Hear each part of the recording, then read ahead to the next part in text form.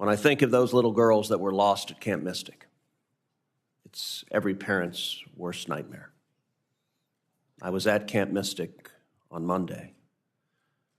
The devastation in that 100-year-old beautiful girls' camp that has helped raise a generation of girls and women in Texas. The devastation was the most horrific thing I've ever seen. The Guadalupe River is normally a quiet and peaceful river. I've been swimming and floating in that river dozens of times. There's a reason there are 40 camps right there in Kerr County, because it is absolutely beautiful. My youngest daughter, Catherine, goes to camp just a few miles up the river from Camp Mystic. My wife, Heidi, was there the week before picking Catherine up. We had been celebrating because Catherine had won war canoe, where the girls race in canoes against other girls in the camp, and Catherine was a good athlete, and she had won war canoe. And I looked at that same peaceful river, and 1.8 trillion gallons of water dumped upon it in the early hours of July 4th. And it rose some 30 feet. Camp Mystic, the river, is hundreds of yards away from the cabins. There's a lot of space there. And yet you looked at the cabins, and in the cabins, there was 8 foot of water. In every girl's cabin, you could see the water line. It washed out every single thing in the cabin. There's one cabin, the cabin where the youngest girls were in, called Bumble Inn. The water blew out the windows in that cabin and swept all of the girls and the counselors out. Every girl in that cabin is either confirmed dead or missing. Outside that cabin are 17 single white crosses with the names of the girls written on it. The 17th cross, the name written on it is Dick Eastland, who for 50 years had been the camp director at Camp Mystic. And Dick likewise lost his life in those early morning hours in his Suburban, driving through high water trying to rescue his girls. Texas, our heart is broken. And we saw extraordinary courage. We saw search and rescue. We saw heroes. I met with a young Coast Guardsman on Monday who's credited with 165 rescues. He landed at Camp Mystic. They put him on the ground in a very difficult helicopter landing. And he was at a field at the highest point on the campground, helping rescue little girls. For 3.5 hours, they helicoptered out 165 girls, about 15 per helicopter. And he sat there and held their hands and stayed on the ground with them. This guy, I know a lot of my colleagues have gotten to meet Coast Guard swimmers who I have analogized. They're kind of like Navy SEALs and California surfers mixed together. Like this young man, he described himself in the press. He said, "I'm just a dude," which is something a Coast Guard swimmer would say. But they're completely fearless. And when I saw him, he just hung up the phone from talking with a mom and dad and with their daughter, and they were crying. They said, "You saved our daughter's life." And when she was there, terrified out of her mind, you held her hand and told her to be okay. So the weather can have enormous consequences. Our thoughts today are also with the people of Ruidoso, New Mexico, who faced flash flooding just yesterday evening. The power of a flash flood, the power of a tornado, the power of a hurricane, the power of a wildfire to devastate and destroy. Flying in a Coast Guard helicopter up the Guadalupe River, it was astonishing the devastation that water can produce. Cars were flung around like matchbox cars. And you know, when a car hits a tree, the car loses. The car crumples. But I'll tell you, when water hits trees, the trees lose. And all up and down the Guadalupe River, you saw thousands of trees just run over like a bulldozer had knocked them down. That was the force of the 30-foot wall of water that just everything in its path obliterated. Now, when tragedy strikes, we ask ourselves, what could have been done differently? And that's a question that we need to ask. In any crisis, there's an order that things play out. Stage number one is search and rescue, and that's got to be the first priority, saving lives, getting lives out of harm's way. Stage number two is recovery and rebuilding, and that's a process that takes months or even years as you go to the homes that are destroyed, you go to the buildings that are destroyed, and you look to rebuild. And we'll do that. Texas will rebuild. We're strong. But there's also a process of engaging in a retrospective and saying, what is the exact timeline of what transpired, and what could we have done better?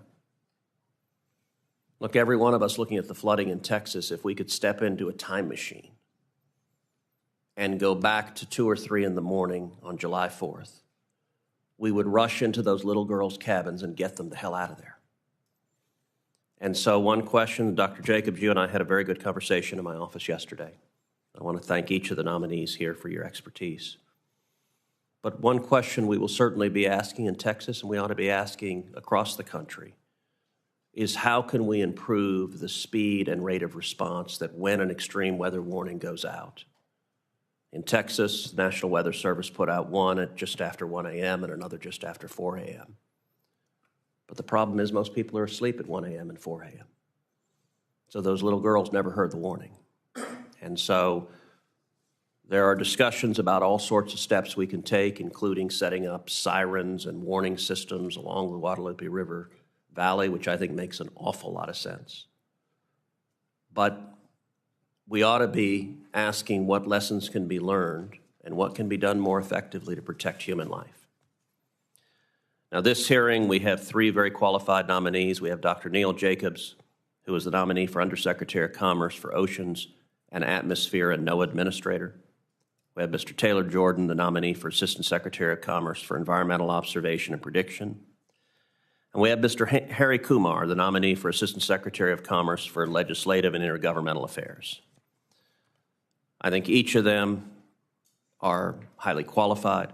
I appreciate your willingness to serve, and I appreciate your commitment to protecting public safety. There's no mission that is more important, particularly concerning weather-related events, than early detection, knowing what is happening, and improving the ability to notify people in harm's way and get them out of the way. We know we're going to have other disasters going forward. There will be more floods, there will be more hurricanes, there will be more tornadoes. But every step we can take to remove someone from the path of that devastation is a step we need to take, and I appreciate each of your dedication to doing that. Ranking Member Cantwell. Thank you, Mr. Chairman. And as you mentioned, this hearing comes at an incredible time of human loss from the floods in Texas, and now we know in New Mexico and North Carolina.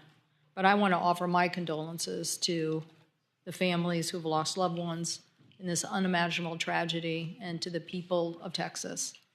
We grieve along with you as a nation. Our thoughts and prayers do go to the families, to ask for strength for them to deal with this incredible loss. And as you said, there is a time and a place to figure out what transpired. You know, for us in the Northwest, where natural disasters, whether it's fire, flooding, earthquakes, or the big one that is someday going to hit, this issue of first responders and communication is really important to us too. So I too want to thank the National Guard for their incredible work in response to this incident. I want to thank the Coast Guard men and women. Pretty sure we train those surfmen and out on the Olympic, Long Beach area of our state, and we're very proud of what they do to get those men and women ready to help do the search and rescue. But clearly, first responders did everything that they were asked to do in response to this flood. But as you said, Mr. Chairman, there will be others. So I agree that we should figure out what we can do in the future to improve our communication system, to improve the science behind the information, and to figure out how we best prepare for the future. Today, we're considering Dr. Jacobs to be the NOAA administrator, Mr. Taylor to be the Assistant Secretary of Commerce for Environmental Observation and Protection, and Mr. Kumar to be the Assistant Secretary. NOAA does play an incredible, important role in preserving life and property, and obviously good data behind your weather reporting for sustainable fisheries to get food on the table, to support our domestic product. You play a critical role in safety and economic competitiveness. And so obviously I'm going to ask today about the cuts to NOAA and how, as a science agency, you preserve the core mission of an agency when we're cutting so much of the science and the science budget. The budget eliminates the Office of Oceanic and Atmospheric Research R&D arm, which is critical to improving lead times and accuracy of information. NOAA's R&D is at the cutting edge of science and projects like Warn-On Forecast, which will give communities more notice about tornadoes and other severe weather events by using prediction models instead of waiting to detect weather service that is already occurring. The budget proposal also eliminates NOAA's Integrated Ocean Observing System program, the buoy system. This is a very bipartisan program that helps us, particularly in the Northwest, in detecting the potential of tsunamis, hurricane forecast, fisheries, marine transportation. And even though the administration put out an executive order calling for growing American fisheries, I believe that we are doing the opposite if we're not investing in the kind of stock assessments that we need to deal with fisheries management. So while the administration seeks to slash NOAA's budget, it has also taken a sledgehammer to its workforce. Since the start of the year, NOAA's workforce has been gutted by 2,000 employees. The agency currently has over 3,000 vacant positions, most of which cannot be filled due to the hiring freeze. For example, Pendleton, Oregon, the forecast office serving Central Washington, no longer has 24/7 local coverage because of their 44% vacancy rate. And in my opinion, that is unacceptable in the height of fire season. The hiring freeze also resulted in 160 vacancies at NOAA's research ships, resulting in 30% of those ships being left at the docks this summer instead of charting navigation in the Arctic, serving key weather buoys, and conducting stock assessments. So for Washington, 2 pollock stock assessment surveys and 1 salmon survey have already been canceled. Now, what this means is that people can't fish. We don't have the science. They can't fish. We don't know. We're putting billions of dollars of economic activity at risk. So the West Coast region of NOAA fisheries has lost so many staff that we no longer have key experts to negotiate salmon or other treaties, and entire permitting teams are gone, and local communities are begging for answers on these. So I expect to hear how we're going to defend the science mission without the people and without the science to help deliver those essential services. I want to know what our real plan is that we're going to continue to protect our environment. Mr. Jordan, if confirmed, you will be responsible for advising the administrator on weather, water, climate, and related matters. And I hope that you will tell us today how you also plan to counter cuts to the weather program and where you stand on the R&D investment that we need to improve forecasts, such as supercomputing forecasts. Climate change is driving more intense hurricanes, more frequent severe atmospheric rivers, rain events, and is doubling the number of wildfires. According to NOAA, since 1980, we've had on average 9 extreme weather events annually that have cost us over $1 billion each. So from 1980, 9 extreme events. But in the last 5 years, that has spiked to 23 events per year, and last year it was 27 events. So we can see that we're having more devastating impact and the cost to all of us. So we're in a state of emergency that's getting worse, and we need to come up with better solutions.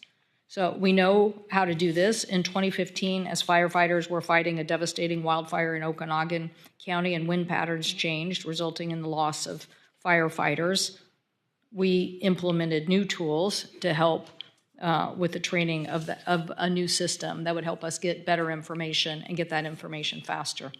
I should also note that today the OIG for the Department of Commerce Office of Inspector General released a report on our National Weather Service tornado forecasting system and the things that they believe the office has gotten wrong on in forecasting the shortcomings of that system and 6 plans for improvement. And so we'll probably ask you about that as well. So finally, Mr. Kumar, you'd be leading the Legislative Affairs Department. Simply put, the department's critical engagement with members of this committee is not happening at the level we need it to happen. So I expect you will help fundamentally change that if confirmed and make sure that as members ask for information and data from the agency, that they will receive it in a timely manner. So thank you, Mr. Chairman. And again, our hearts are with you, your colleague, Senator Cornyn, the many people of Texas, and we will work with you in whatever fashion we can to help move forward and to and help Texans in any way, and obviously our colleagues here on the committee from New Mexico and our colleagues in the larger body from North Carolina. But thank you so much.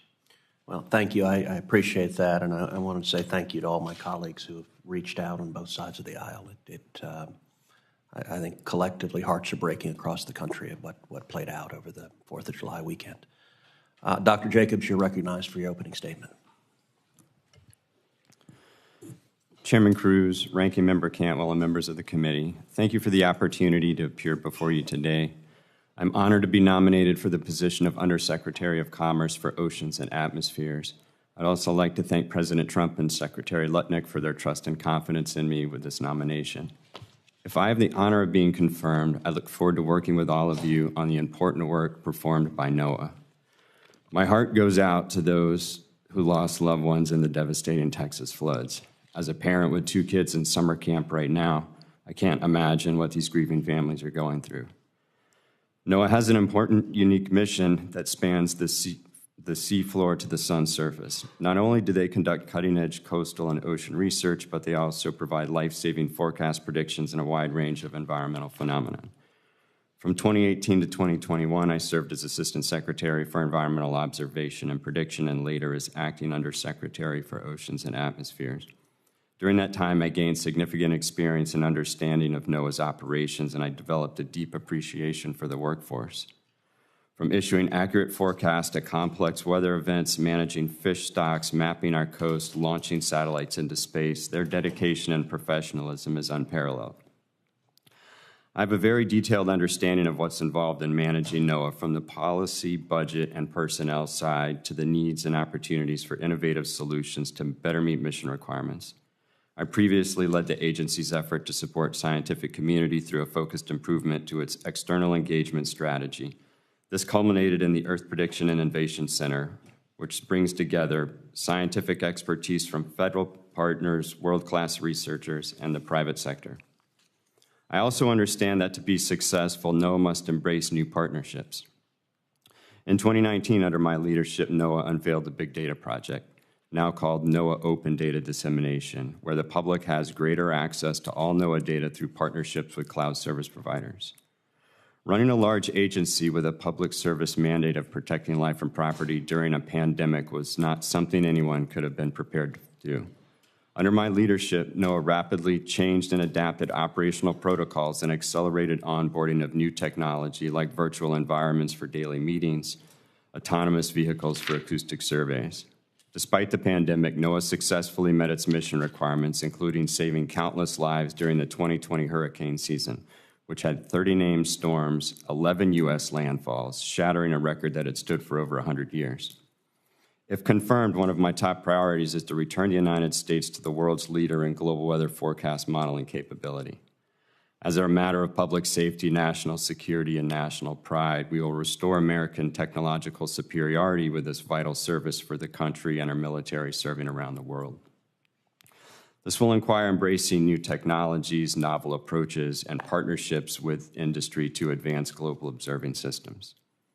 Reducing the seafood trade deficit is also a top priority. The U.S. has an estimated $20 billion trade deficit in seafood. Much of it's due to unfair trade practices and import of aquaculture seafood, which is often mislabeled, and the lack of domestic processing capacity.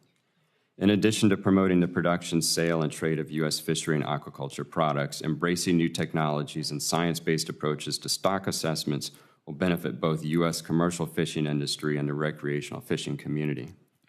Leveling the playing field will also require cracking down on illegal, unreported, and unregulated fishing. While advancing numerical weather prediction has dominated my career, the ocean is where I am most at home, whether I'm fishing, diving, or surfing. I began my career as a marine electronics technician and have spent the last 30 years guiding recreational saltwater anglers. I have a unique appreciation for the maritime industry and an extensive knowledge of coastal marine fisheries conservation spanning the Carolinas to the Florida Keys. If confirmed, it would be a tremendous honor to lead such a distinguished organization. I can assure the committee that I will do my best to ensure this team of scientists, engineers, forecasters, and uniformed officers have the resources and leadership needed to fulfill their mission of science, service, and stewardship. I would like to thank my family and friends for their support and encouragement along the way. I would also like to thank the amazing people of NOAA for their dedication and service and for sharing their knowledge and passion with me during my previous tenure at NOAA. Mr. Chairman, Ranking Member Cantwell, and members of the committee, thank you again for the opportunity to be here. Thank you, Dr. Jacobs. Mr. Jordan, you're recognized for your opening statement. Chairman Cruz, Ranking Member Cantwell, and members of the committee, thank you for the opportunity to appear before you today. I am honored to be nominated for the position of Assistant Secretary of Commerce for Environmental Observation and Prediction by President Trump, and I also want to thank Secretary Lutnick for his support of my nomination. If I have the honor of being confirmed, I look forward to working with all of you on the important work performed by NOAA in the areas of observation, data, and forecasting. I would also like to thank and recognize my fiancée, Minsu Crowder-Hahn, and my family watching from Texas, my mother, Cindy Jordan, and her husband, Scott Wright, as well as my father, Gene Jordan, my brother, Chris Jordan, and his family. As a born and raised Texan, I have had a lifelong fascination with weather. I grew up in Longview in East Texas, which has seen its fair share of severe weather impacts: tornadoes, straight-line winds, hail, lightning strikes. As a kid, every time the sirens would go off for a potential tornado, my father would first go outside and look up at the sky, which might be a uniquely Texan behavior, but I would head to my parents' closet to take shelter. I'd also like to take a moment to mention the floods in Texas this past weekend.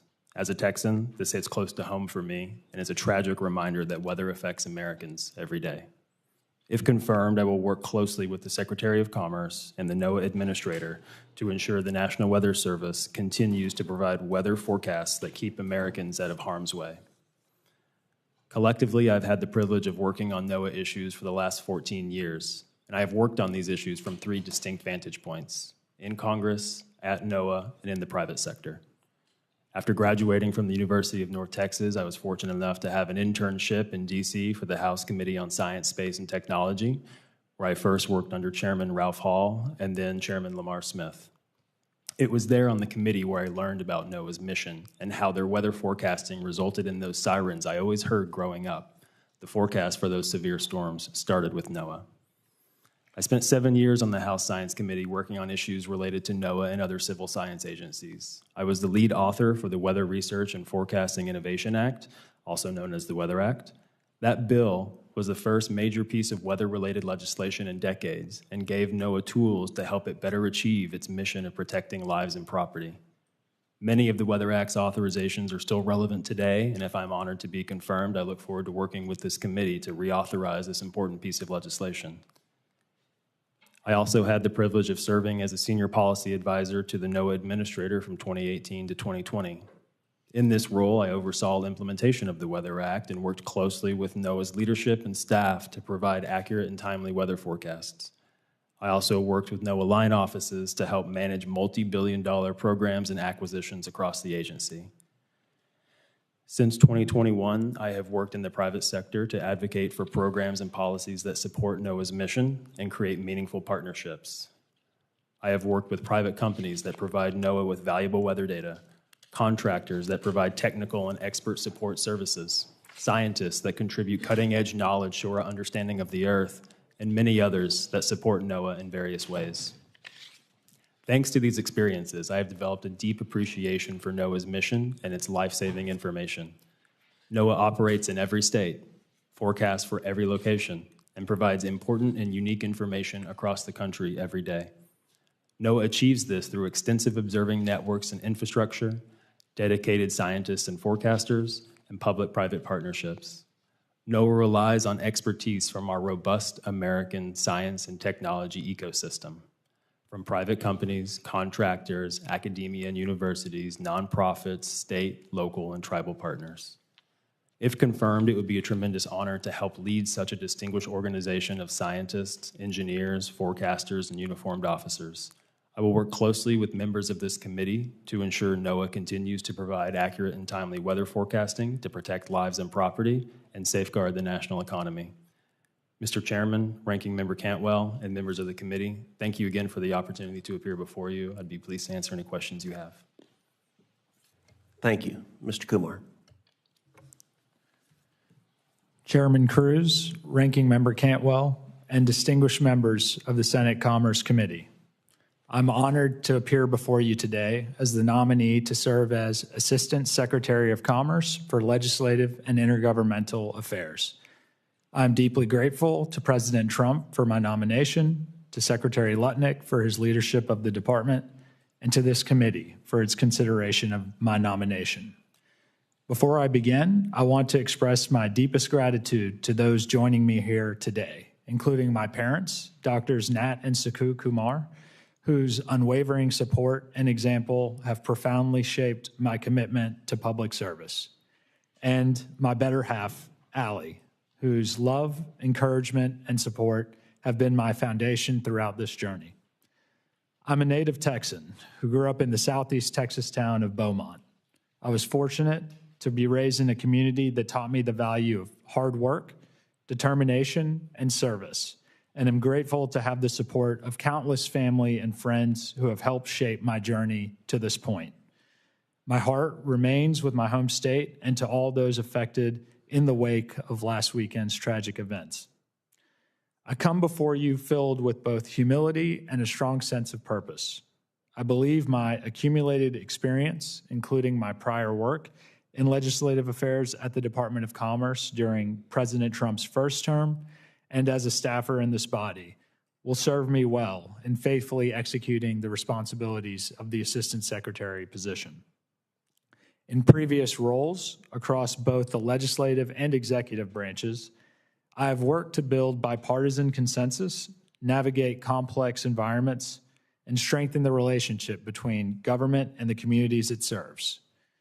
If confirmed, I will bring that same approach to the Assistant Secretary role, grounded in transparency, responsiveness, and collaboration. The Office of Legislative and Intergovernmental Affairs plays a vital role in connecting the department's work with Congress, state and local governments, and tribal partners. If confirmed, I will focus on three key priorities. Number one, timely responsiveness, prioritizing clear, proactive communication with members of Congress and their staff. Number two, intergovernmental partnership, deepening coordination with governors, mayors, and tribal leaders to ensure that the opportunities and challenges facing communities are understood by the Commerce Department. And number three, bipartisan collaboration, working across the aisle to achieve the goals shared by all Americans, such as economic growth, revitalizing U.S. manufacturing, and protecting American innovation. Across the department's diverse mission, from supporting U.S. exporters and small businesses to safeguarding critical supply chains and our domestic seafood industry, success depends on strong relationships. I believe that effective public policy is built through engagement, trust, and shared accountability. If confirmed, I will work to ensure that the Commerce Department is a reliable partner to Congress and to governments at every level. In closing, I am deeply grateful for the committee's consideration of my nomination. I wholeheartedly believe in the mission of the Department of Commerce, which is to create the conditions for economic growth and opportunity for all communities. I look forward to working closely with members of this committee to strengthen that mission. Thank you, and I look forward to your questions. Thank you very much. Dr. Jacobs, let's start with you. You and I discussed at length yesterday the flooding that occurred in Texas and the tragedy that unfolded. As the head of NOAA, which oversees the National Weather Service, if confirmed, what will you do to better ensure that Americans are aware of and able to respond to emergency weather warnings, especially those that arrive in the middle of the night? Thank you for that question. As I said in my opening statement, numerical weather prediction and advancing that is a top priority. And the Weather Service did a great job. But there's a lot of things I would love to improve, obviously, weather forecasting being one of them. I'd also love to advance and modernize NOAA weather radio. NOAA weather radio saved my life in 1996. There's a lot of other things we can do as far as communications, because as you said, even if the forecast is perfect, getting the warnings to the people, particularly at late hours of the night, is a challenge. I think we can do more advancements, moving away from copper wire, moving towards telecom, potentially satellite, to send out these messages. We also need more data in doing post-storm assessments. One of the things that I've envisioned, because I've worked on several aviation accidents with NTSB, is something along the lines of what they do, but for weather disasters. Because we need the data to understand what went right, what went wrong, whether people got the warnings, if they did or didn't, and if they did they not understand them? You mentioned that NOAA weather radio had saved your life. Would you elaborate on that and tell us what happened? I was at a campsite in Florida with some friends, and it issued a tornado alert, and it was about 10 p.m., and this was back before I had a cell phone or smartphone, and I took out a gazetter, and I looked at the towns that it mentioned along the way, and I extrapolated the direction, which was right over where I knew we were. And so I drove around the campsite and held my horn down and told as many people as I could to leave, and everyone left.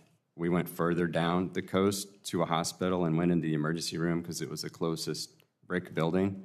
When we went back to the campsite, it was nothing but bare dirt. Wow. In 2017, Hurricane Harvey devastated entire communities all up and down Texas's Gulf Coast. The damage to our state was well over $120 billion and may prove to be closer to $180 billion when all is said and done. Texans prepare for hurricanes and flooding by using NOAA's weather forecasts. But European numerical weather prediction models have been outperforming U.S. models in forecasting. It's a question for both Dr. Jacobs and Mr. Jordan. If confirmed, how do you plan to close the gap and ensure that NOAA's forecasts are the best in the world? Closing the gap was going to require a mix of collecting more and better observations, because these prediction or initial value problems, they all start from better observations, and then data assimilation. So the joint effort for data integration and data assimilation system. One of the reasons why the Europeans have a better model than the U.S. is they use four-dimensional variational data assimilation. The U.S. needs to advance its data assimilation work and also consolidate its modeling systems across resolutions of time and space. Mr. Jordan. I agree with Dr. Jacobs. So of the pillars of creating a weather forecast, you have model code development, you have observations, you have data assimilation, and you have supercomputing or HPC to run the forecasts. As far as observations goes, we actually absolutely need to push the technology stack forward and ingest new sources of data. But the Europeans also have that same data. So what's the difference between the American modeling and the European modeling? It's part of it is model code development and data assimilation. And I think we need a targeted investment into data assimilation to make sure that we can push that ball forward and have a better weather forecast. Dr. Jacobs, one of the things you and I talked about yesterday was your vision for expanding cloud computing for weather forecasting. Can you describe what you envision there? Sure. So one of the things that I think would be a tremendous leap forward for the National Weather Service is the system that they process the information on, called AWIPS. They have to download the data locally. And the higher resolution files get, whether it's data or model output, the longer it takes them to get that information. That's one issue. The other issue is they have to be behind the computer to do this work. And I think transitioning this software to the cloud so they're actually uploading the code instead of downloading the data, as well as having the ability to have a laptop so they can access it from anywhere, it not only improves their ability to get the data faster, but it would allow a forecaster from anywhere to do a forecast for anywhere. And so you were saying this would enable forecasters from the National Weather Service to embed in an emergency operations center and be right there on the ground in a crisis. Correct. Yeah, they could literally work from anywhere. And so embedding in the emergency management centers, particularly during major weather events, would be really advantageous. Okay, last question. It is an ongoing problem, particularly in South Texas, dealing with illegal Mexican fishermen, lanchas coming and illegally fishing Texas red snapper. The Coast Guard fights against it. The federal government fights against it. This illegal fishing is actually paid for by Mexican drug cartels in many instances. Dr. Jacobs, what more can NOAA do to combat the problem of illegal fishing in Texas? Appreciate the question. IUU fishing, it's another top priority of mine. As you know, just recently, 40 tons of red snapper were seized at a port in Brazil that were headed towards the U.S., as well as this last April, around 700 pounds of red snapper was seized just off of Brownsville from Mexican fishermen that were illegally fishing in U.S. waters. I think it's a mix of new technology. There are ways when these boats turn off their transponders to track them through satellites. I also think as part of combating IUU, the Seafood Inspection Monitoring Program, beefing up that, actually looking at potentially not just for like fishing, but like aquaculture things like shrimp that are brought into the U.S. Like a lot of people aren't aware, but almost all that shrimp is mislabeled. So understanding the origins of the seafood. Thank you very much. Ranking Member Cantwell. Thank you, Mr. Chairman. Following up a little bit on your line of questioning, since you approached this, certainly, Dr. Jacobs, as I mentioned in my opening statement, I'm concerned about its 27% budget cuts and particularly the atmospheric, the Oceanic and Atmospheric Research Organization itself and the people. But to get this right, following on Senator Cruz's questioning, we had a less tragic event, but no less tragic event out on the Olympic Peninsula. The NOAA Weather Forecast Service said, no, you don't need a Doppler. And we're like, yes, we do, because we have a mountain range that is blocking the information.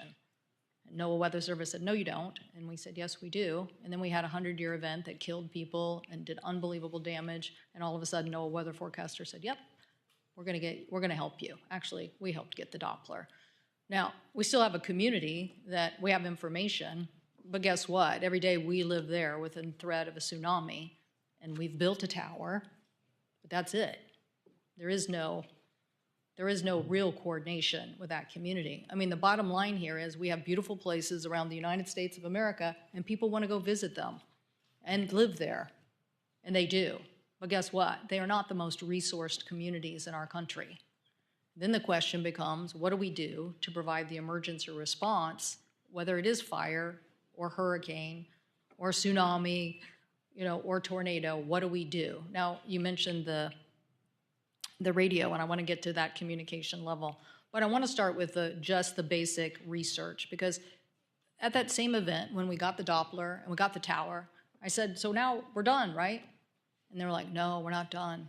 I said, well, why is that? They said, Senator, because every particle in a storm is its own algorithm. And we could be computing this, and we could tell you 2 weeks in advance what the storm is likely to do if we put in the supercomputing time.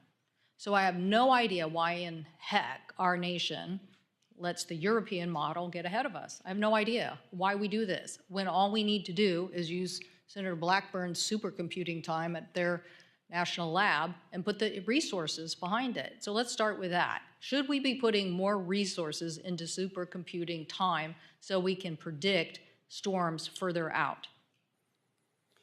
Well, obviously, high-performance supercomputer, these physics-based algorithms need a lot of it. And one of the priorities of mine is advancing numerical weather prediction.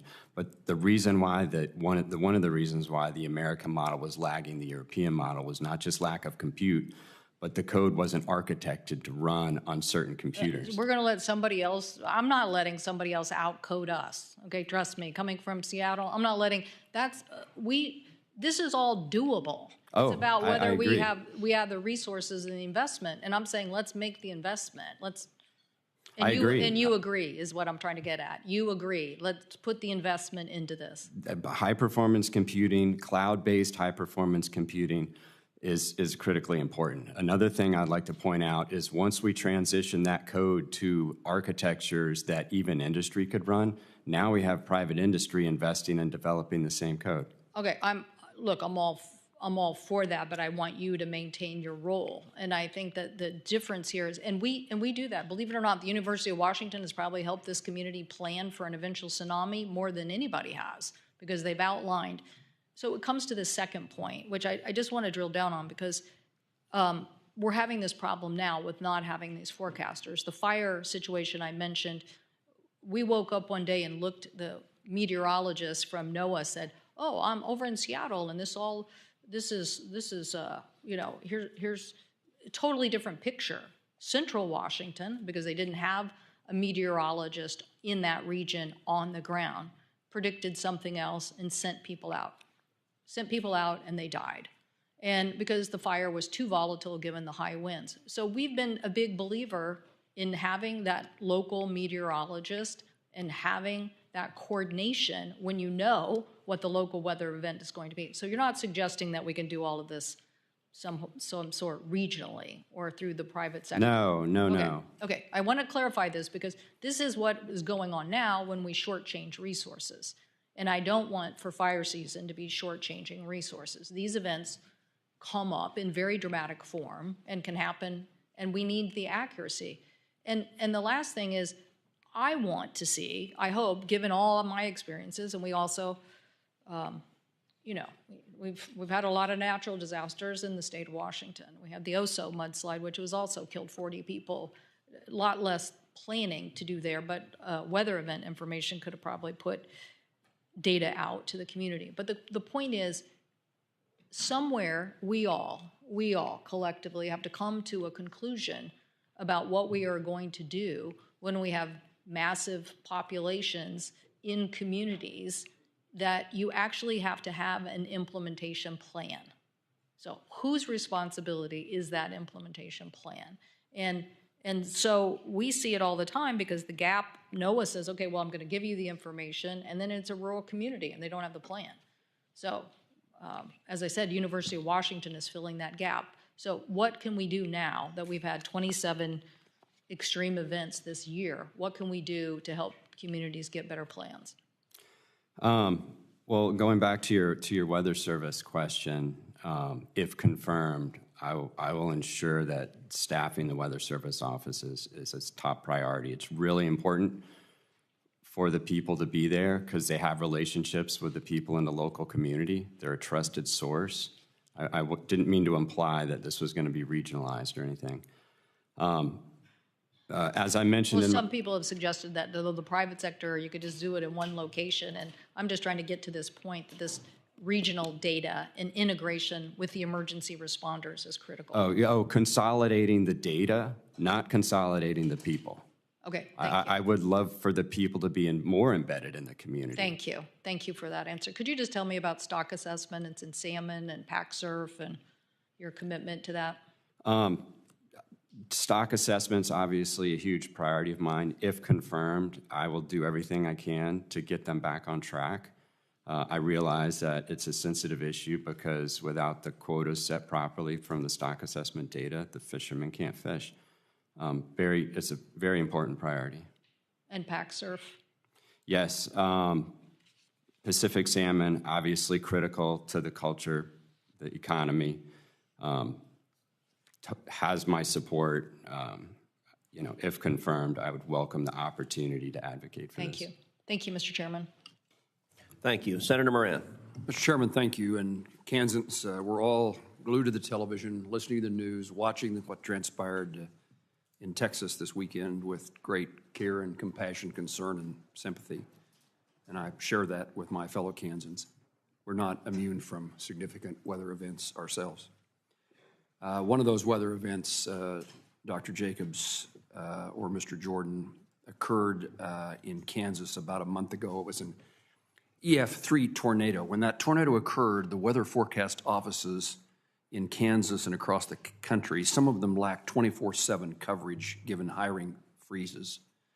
I worked with NOAA and the Department of Commerce to lift that federal hiring freeze for meteorologists and other specialists to ensure uninterrupted service. Goodland, Kansas, which is on the Colorado line, the western part of our state, was short meteorologists because of that hiring freeze, and we're bringing in or attempting to bring in other meteorologists from other National Weather Service stations, forecast offices. I'm pleased the freeze has been lifted. Today's Politico magazine has an article about that none of those positions have been posted for hiring. I don't know the veracity of that article, but can you bring any light to that in your past experience, or what needs to take place once the hiring freeze is lifted that the positions are not yet filled? I don't know the exact details of why that is because I'm not there yet, but I really appreciate you advocating to lift the hiring freeze and getting that done. Also appreciate your legislation to classify them as public safety.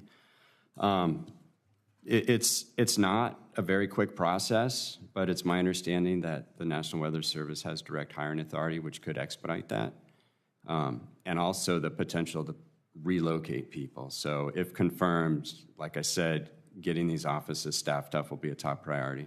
Well, Dr. Jacobs, if you see any opportunity for me and others on this committee or in our appropriations process to help speed that along, please let me know. And I was going to highlight for you what you already mentioned. Senator Peters, also a member of this committee and an appropriator. We've introduced legislation, as you mentioned, and I appreciate your statement of support as well as Mr. Jordan's head nodding. So thank you. What could you tell me about the technology and capabilities? We have 4 weather forecast offices in Kansas: Topeka, Dodge City, Goodland, and Wichita. Would I expect that they would have the best technologies that are available and utilized across the country, or is there something different about rural Kansas, rural America, that would diminish the capabilities that our forecasters have because of technology and equipment? I don't believe there's anything unique to your region that would limit the technologies or capabilities. My hope is that a lot of these technologies that would advance this are not just nationwide, but global, because as we transition to a larger scale model, a global modeling system to lengthen the forecast horizon, we're going to need these technologies collecting data worldwide. It's one of my goals in light of what's transpired on a number of occasions, and is to make certain that all weather national forecast centers have the latest, best technologies and would work with you and NOAA to achieve that. We're also interested in NOAA and NWS radars that are nearing their end of their life. Several efforts are underway to recapitalize the system, including next generation radar. In addition to that, the Hurricane Hunter aircraft are essential tools for preparation for and preparing for severe weather, and are in need of significant maintenance, repair, and overhaul or replacement. Would you plan, as a NOAA administrator, to ensure these critical instruments are upgraded and are replaced? Yes. And let me turn to Mr. Kumar. You've had no questions this morning. You must be a good bridge builder. I noticed for your alma maters are 2 universities in the state of Texas that I know are not necessarily friendly to each other. So I look forward to you using those circumstances to allow Congress and the administration to work well together and Republicans and Democrats to reach good conclusions. What I want to highlight for you is the Department of Commerce, including NOAA, has not completed its spend plan for this current fiscal year, last year's fiscal year. So the appropriators do not have the data that is required by law for the Department of Commerce to provide us.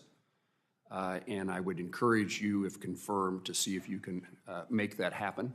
And it's useful for us, certainly in our oversight of the Department of Commerce, but also in helping make decisions about where to make investments and what's taking place at the department. So would you commit to me that you would see that the Department of Commerce, including NOAA, follows the law, and that the spend plan to the detail that it's required by law to provide it to the Appropriations Committee will be provided?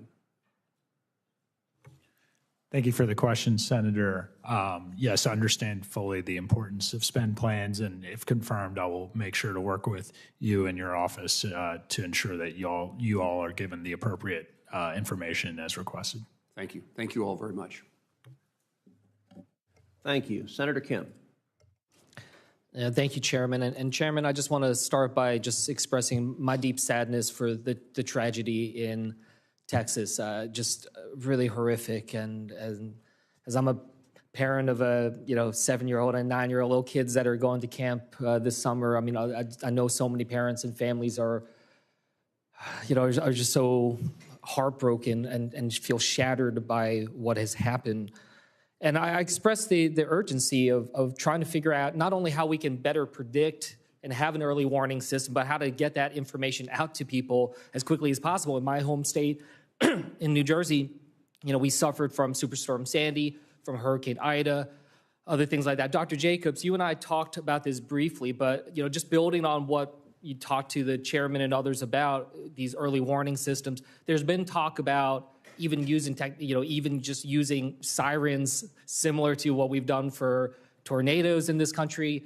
As far as I know, do you know of any usage of sirens when it comes to flooding in the United States at this point?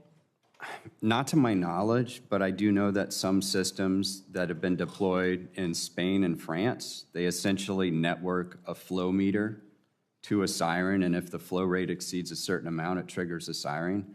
Depending on where the upstream rain falls and the rain rate, it doesn't give you a whole lot of lead time, but it's certainly better than nothing. Even just a few seconds or a few minutes you can make a huge difference. Is that something you would work with us here in Congress to think through and figure out how best to be able to deploy some of this? Absolutely.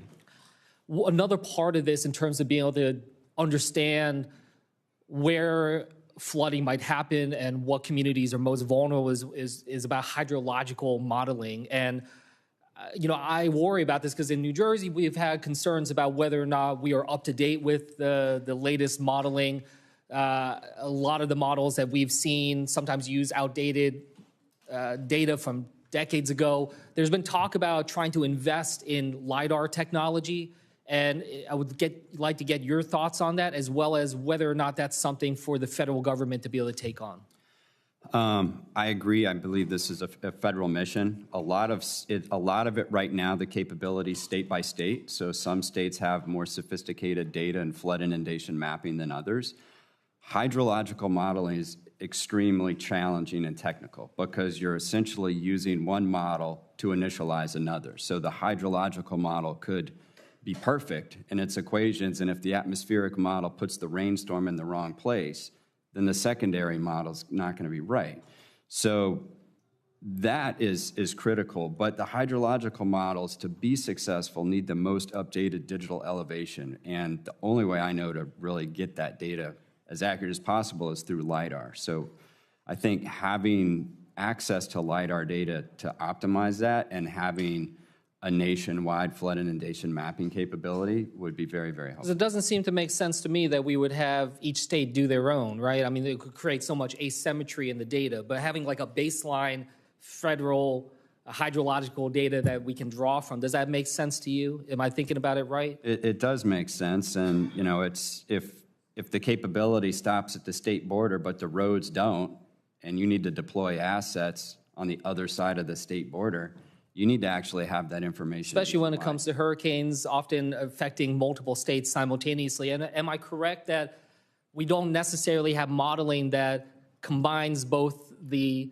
forecasting for hurricanes as well with the hydrological data? We don't have modeling that combines the two, which seems like that would be incredibly important. Is that correct? It is. So I'll give you a great example of Hurricane Florence that made landfall in the Carolinas a few years ago.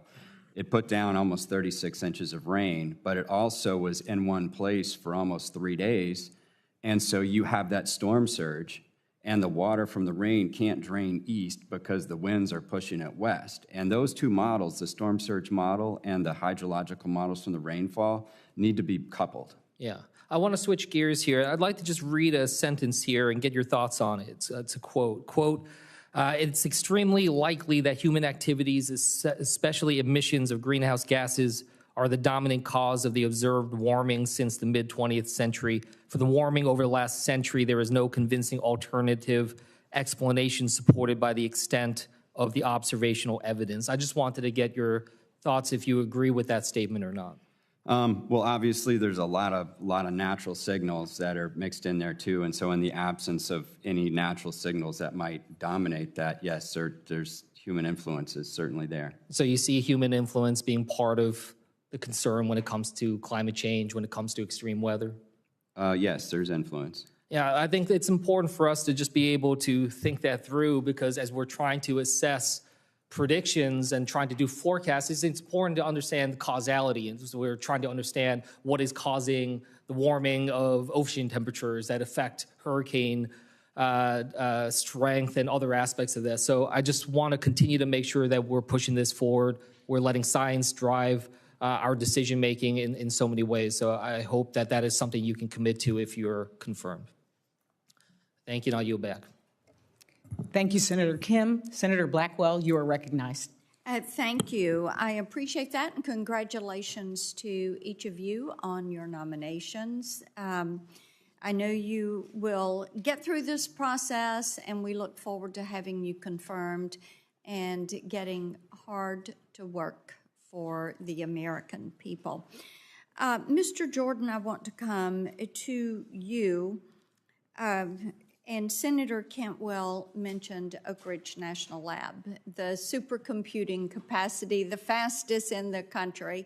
And of course, NOAA and Oak Ridge have had a partnership that they have been working on that trying to do some modeling on predictions for disasters and severe weather events. And I think that these collaborations are important for the American people and for helping us to come past some of these extreme weather events and to be able to avoid some of the catastrophes that we have seen. We all are grieving for those families in Texas, and what a catastrophic loss. And then we just, late September last year, when Hurricane Helene stalled out there between North Carolina and Tennessee, and we had 8 counties in Tennessee. We had rivers cresting as high as 29 feet, 20 feet, 19 feet. 15 feet, and tremendous loss of life. And we're still reeling, and the rebuilding is taking place. Debris removal is still taking place. So the impact is felt for years and years. It takes so much time to recover. So I want to return to some of these partnerships that can help us. And I would like for you to talk a little bit about how you would prioritize partnerships like the one between NOAA and Oak Ridge National Labs so that we are better able to predict what is taking place. Thank you for the question, Senator. So I agree. The partnership with Oak Ridge and NOAA is a very important one, and I look forward to working with you and the committee and NOAA to strengthen that partnership so that we can utilize the expertise at Oak Ridge to run our models and do the research to make sure we have the best forecast, and then again, as you were mentioning, push that information to local decision makers to take action. We need to... Okay, and drill down for a minute on that data transfer to these local EMS, these local first responders. They're always the first ones that show up. It's followed by the state and then followed by the federal government. But drill down on that partnership. Absolutely. So thank you for that. So it's important to, again, get as close as possible to the local emergency managers, and in some instances, weather service employees embed with emergency managers because they have the local expertise to know specifics of topography and how things can be affected. So you would encourage that embedding? Yes, Senator. Okay, thank you. Dr. Jacobs, I want to come to you. Memphis, the lower Mississippi River is the lifeblood of barge traffic and port commerce, not only for Tennessee, but also the entire Mid-South and the Mississippi River area.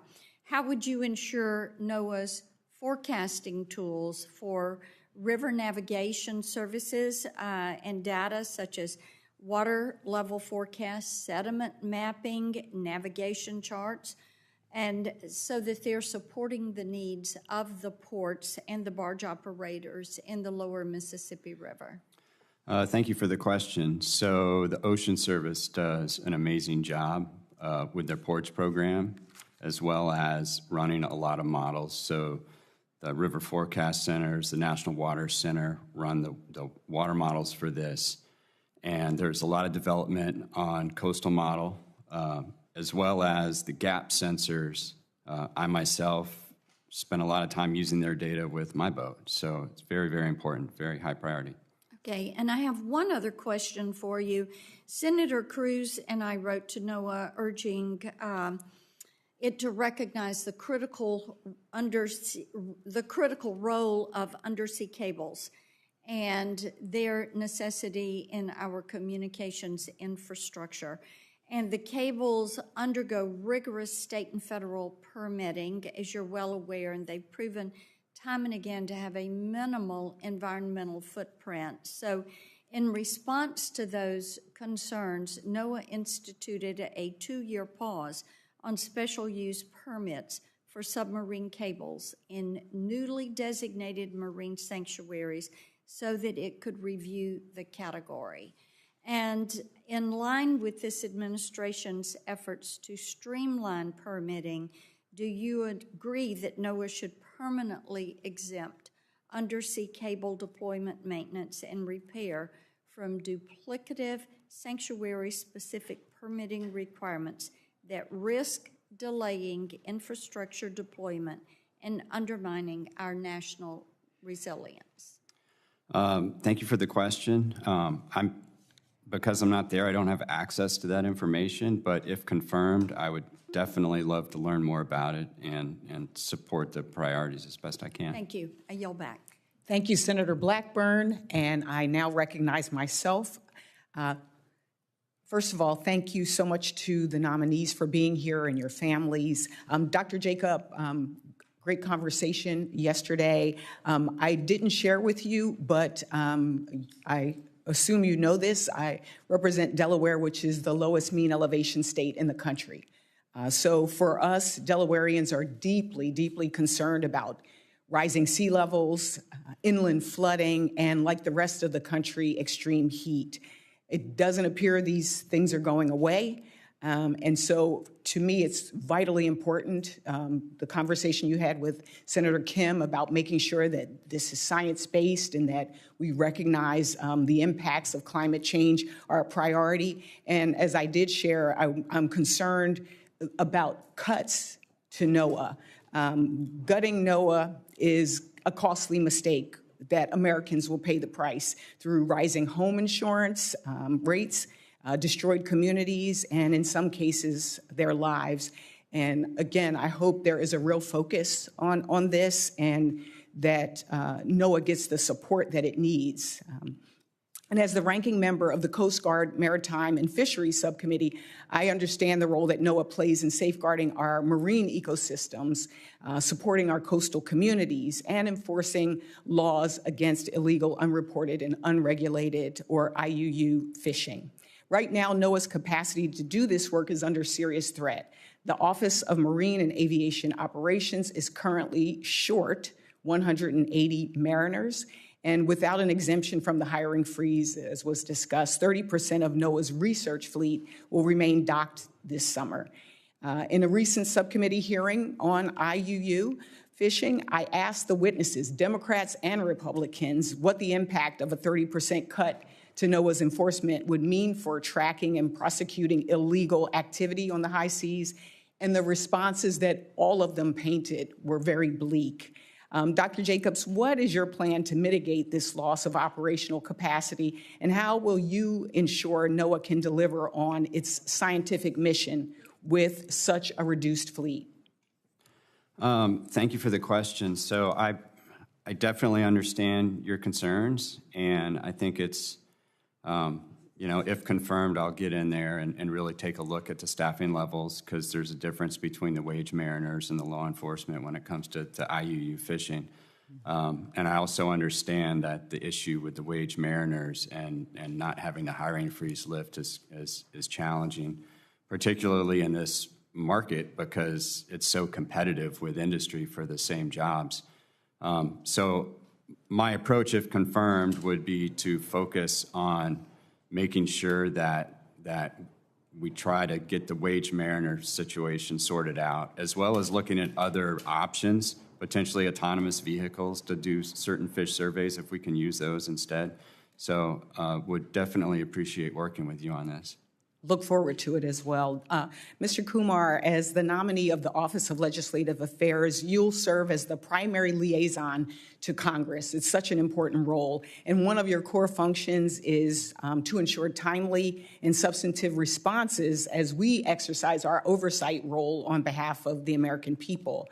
I have to say I've been frustrated by the lack of response of letters that I've sent. In the last 6 months, I've sent 8 letters to the Secretary of Commerce on a variety of topics, from the implementation of the Broadband Equity Access and Deployment Program to the abrupt restructuring of the Minority Business Development Agency, but I haven't received a substantive response yet. I'm just going to ask, are you familiar with the letters that we sent to the department? Thank you for the question, Senator. Yes, I am at a high level, yes. At a high level. And I wanted to know, when do you think I could receive a response, or is this going to be a priority of your job? Yes, if confirmed, as I said in my opening statement, I understand fully the importance of timely information being provided back to the committee and its members. I know MBDA, I know there's broad active litigation going on, but even in those instances, I'd like to at least be able to communicate what we can and can't say on a matter and making sure you're getting information back. So I brought the letters with me, so I'll give them to you afterwards, because I'd really love some substantive responses, not the kind of form letter response. Would love to follow up with you on that, should you be confirmed. And Dr. Jacobs, just to pivot back to seafood fraud and mislabeling. I have some questions for you, but what specific steps would you take to strengthen NOAA's efforts to combat seafood fraud? And what role should technology, traceability, and interagency enforcement play in the efforts? Well, as far as technology goes, one of the things that I found pretty interesting is a lot of these vessels, and sometimes they're flagged under other nations, will be fishing in our EEZ. They'll turn off their transponders, come in, illegally fish in our waters, and then go back out. And we can actually see them on satellite imagery. So there's a way to trace them down, and working potentially with the Navy and the Coast Guard on this, I think would be great. As far as the actual import monitoring, one of the things that I've been interested in is actually doing genetic analysis on certain seafood products because we can trace the origins of it then. I want to end with something we discussed in my office, which was the Sea Grant program. I think it's a vitally important program, particularly for communities across this country, including U.S., Puerto Rico, Guam. It's one of those things that really helps the communities. You talked about the big data. If we have the data, but people don't understand how they can apply it and use it, how it could help with economic development, how it could help with resiliency and making sure that our communities are safe, it does us no good. And so in our meeting, I was pleased to hear you say this program is awesome. Those were your words, awesome. And so I am imploring you to make sure that this program is protected because, again, it does so much for our local communities, for our business opportunities, and really to make sure that folks are safe. And so I thank you for that. I am actually going to yield back time myself, and I will follow up with additional questions. But I will now recognize Senator Capito. Thank you, Madam Chair. Thank you all for being here, for your willingness to serve. And I would like to start with Dr. Jacobs. Thank you again for our meeting yesterday and our previous meetings in past years. We talked about NOAA's Environmental Security Computing Center, NESCC, in Fairmont, West Virginia, at the Tech Park, in the I-79 Tech Park. And as you know, that center received $100 million for the high-performance computer called Rhea to support NOAA's widespread adoption of AI. The I-79 Tech Park in Fairmont is a unique asset for NOAA and the broader adoption of AI. The park houses the supercomputing operation with the high-performance computers named Hera and Rhea. I like that they're female names, but it's just me. And Rhea should be operational by 2020. I won't ask you to comment on that. Rhea will be operational in 2026. What is your vision? Obviously, we hear AI in every single aspect of testimony, no matter what we're talking about, whether it's finances or healthcare, whatever. And we see this also at NOAA. How do you feel? What is your vision for the institutionalization of AI at NOAA, and how would you use these assets that I've referenced? Very much appreciate the question, and it's great to see that HPC finally get installed and operational, because the last time I was at NOAA, we actually got that half of that data center built out. Right. I think there's a lot of opportunity with AI everywhere from like improving some stock assessments in fisheries to also in numerical weather prediction. So right now, there are AI-based models that just completely replicate the entire modeling system.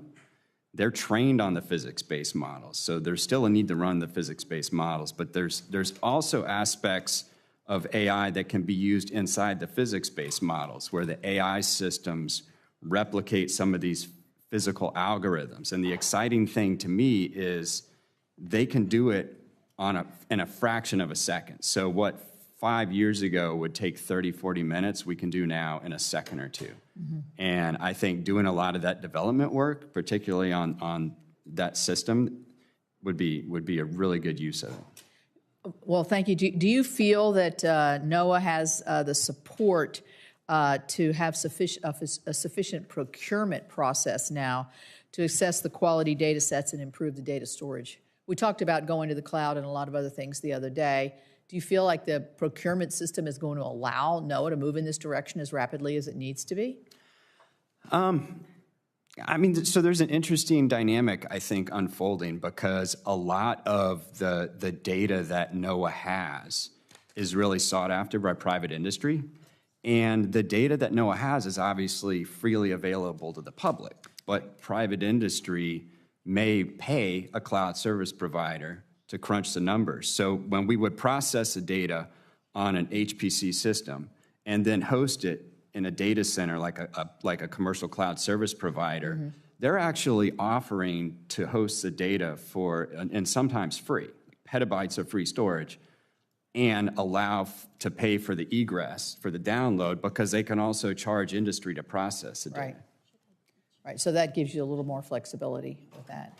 I'd like to pivot to the storms in Texas and the weather predicting, and obviously I live in an area that is prone to rapid flooding like that, but the tragedy that we see in Texas is like nothing that it's unimaginable for many of us. I think a lot of it, and I think so, the aftermath of community engagement, community warning systems, how can that be improved? How can, and I know not necessarily in that specific area simply because it's probably too early to assess that, but generally speaking, there's still gaps, and I think, I'm sure this is something that you think about. You shared with me that you have a 9-year-old and 11-year-old daughter, I believe, so you're feeling this as well. Do you have any comments on that? So coming from a background of numerical weather prediction, I always thought naively that if I could improve the forecast skill, I would save more lives. And it turns out that it's really the last mile. Even if you have a perfect forecast, if you can't get the information to the people, it's totally useless. And so having a way to distribute the watches and warnings, and particularly in regions that don't have good cell coverage, right, I think there's an opportunity to modernize NOAA weather radio and then potentially also look at some satellite capabilities, some CubeSat-based data transmission. That wasn't really an option a couple of years ago. And so I think probably an all-the-above approach and modernizing the way to distribute these watches and warnings is something that is going to be a top priority of mine.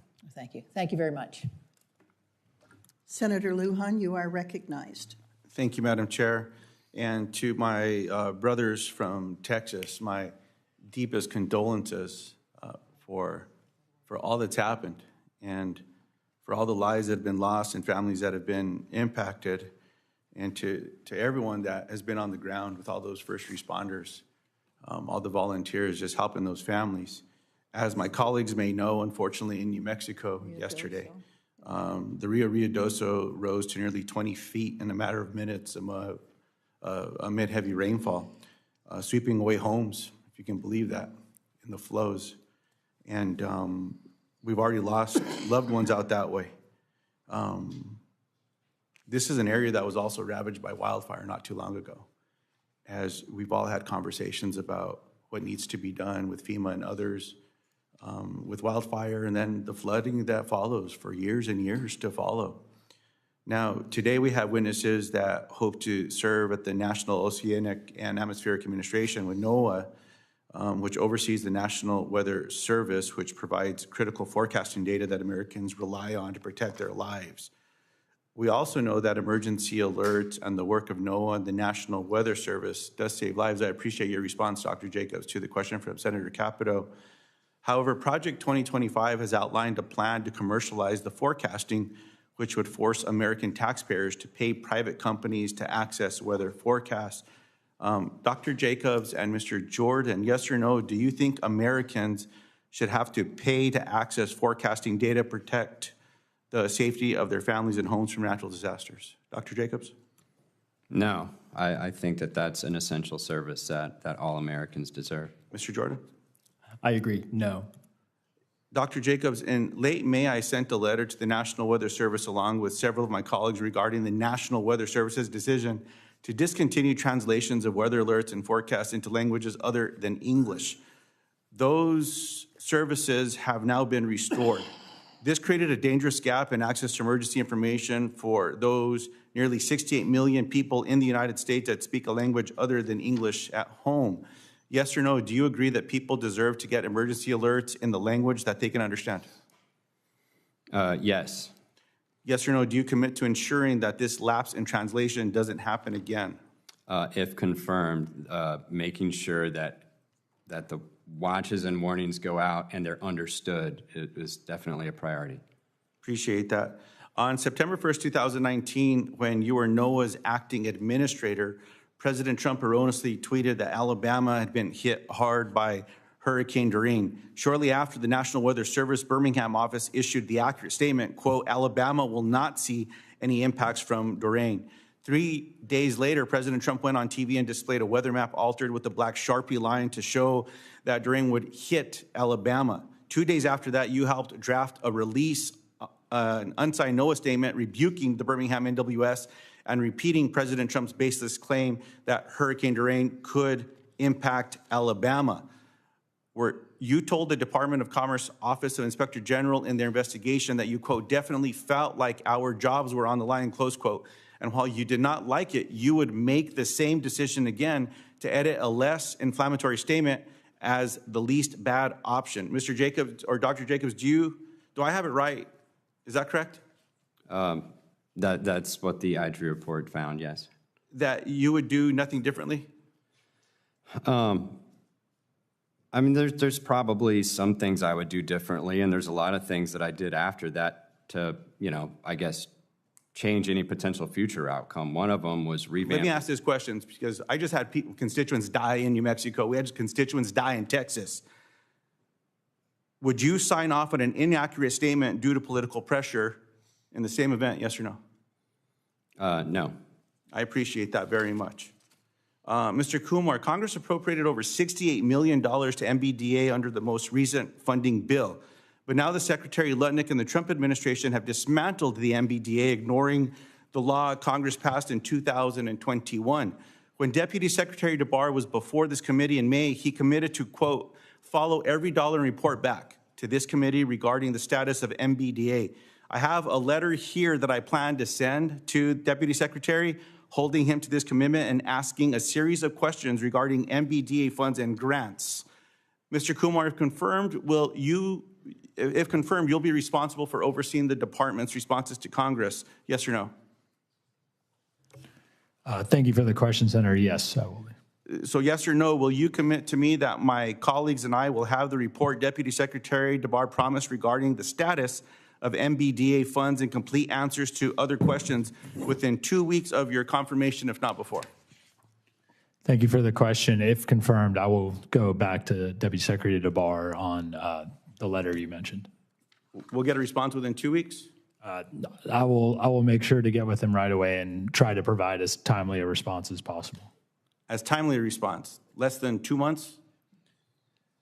Thank you for the. I will do my best to get it in the stated timeline. Less than 6 months? Again, I will do my best to get it to you in the stated timeline. Thank you, Madam Chair. It's challenging when given an amount of time to respond timely, when all of these witnesses take oaths that they will respond timely to this committee, but when we even extend that time, that a simple answer of yes is just cannot be found. It's frustrating. Thank you for the time, Madam Chair. I recognize myself for 5 minutes, and I want to start by sending my condolences to the gentleman from New Mexico and our chairman from Texas, both of whom have endured significant flooding and loss of life. And Senator Lujan, our condolences to you and your constituents, and as well as Senator Cruz and his constituents. Such a tragedy in both cases. Dr. Jacobs and Mr. Jordan, welcome. And Mr. Kumar, welcome. Your relevant experience in weather operations and atmospheric science policy is noted. Thank you for your willingness to serve. Look forward to your service for the American people at the National Weather Service. I come from Wyoming. In Wyoming, the weather is the news. I'm also a rancher, and so the first thing we look at in the morning is the weather, because it affects every move we make. And that is true for a lot of people in Wyoming, whether it's a closed road because it's icy, the weather turning for people who are recreating in Wyoming, people who want to know what the snowpack is in Jackson Hole at the mountain resort or at Targhee. When blizzards are rolling in, and you might get trapped in your home if you don't get your vehicle out right away. I mean, these are all real life, everyday occurrences for Wyoming people. The weather is the news. So I've been in tornadoes in Wyoming, flooding, hail, wind, lightning. I know people who've been struck by lightning. I remember dealing with, I was laying with my brother in an irrigation ditch while it was raining really hard, because while I was on the baler and he was on the windrower, a tornado came and literally took the hay up into the air that we were trying to bale and windrow, and so we're laying there getting hailed on in an irrigation ditch trying to stay out of the tornado. Amazing experiences. I mean, that's life in Wyoming with the weather. So I want to talk to you specifically about how important the National Weather Service is to Wyoming. We have two major National Weather Service facilities. One is in Riverton, which is kind of in central Wyoming, and the other in Cheyenne, which is southeast. Now, a decision was made to close overnight service in Cheyenne and route evening coverage through Riverton. So the closures from 1 a.m. to 7 a.m. I'll want to visit with you after you're confirmed about this a little more. That's about, 250 or 300 miles difference between Riverton and Cheyenne. It's as different as night and day in terms of the weather experience. And it would be extremely helpful if we could have a presence in that Cheyenne Weather Service facility. Wyoming's vast. We have almost 100,000 square miles, multiple mountain ranges, tremendous topographical and elevation differences. Weather conditions are very, very local. My sister can get hailed out on her farm, and I'm just hunky-dory, just 30 miles or 40 miles away from her. So the weather is a significant factor in our economy and in our survival and in our health and well-being. So I do want to work with you on the Cheyenne-Riverton issue, as well as other issues regarding the National Weather Service and its ability to serve the people of this country. So, quick question now that I've been on my soapbox.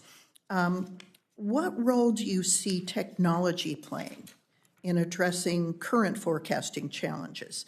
And how would you balance the ability of technology to serve versus human forecasters? Dr. Jacobs? Thank you for the question. So I've been to the Cheyenne office. Oh, good. And one of the fascinating things they told me that I hadn't thought of as a forecaster is one of their big concerns are high wind events. Absolutely. And they're actually worried about 18-wheelers getting blown off the highway, which to me seems like pretty high wind. I've seen it happen. I've seen them blow over on Interstate 25. To answer your question, I think the use of technology is probably a mix.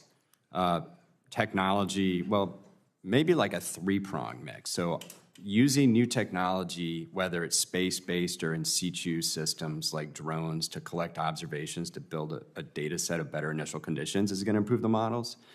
Then a lot of compute architecture, CPUs are almost phased out. We're looking at GPUs now, other types of chips to optimize that using AI.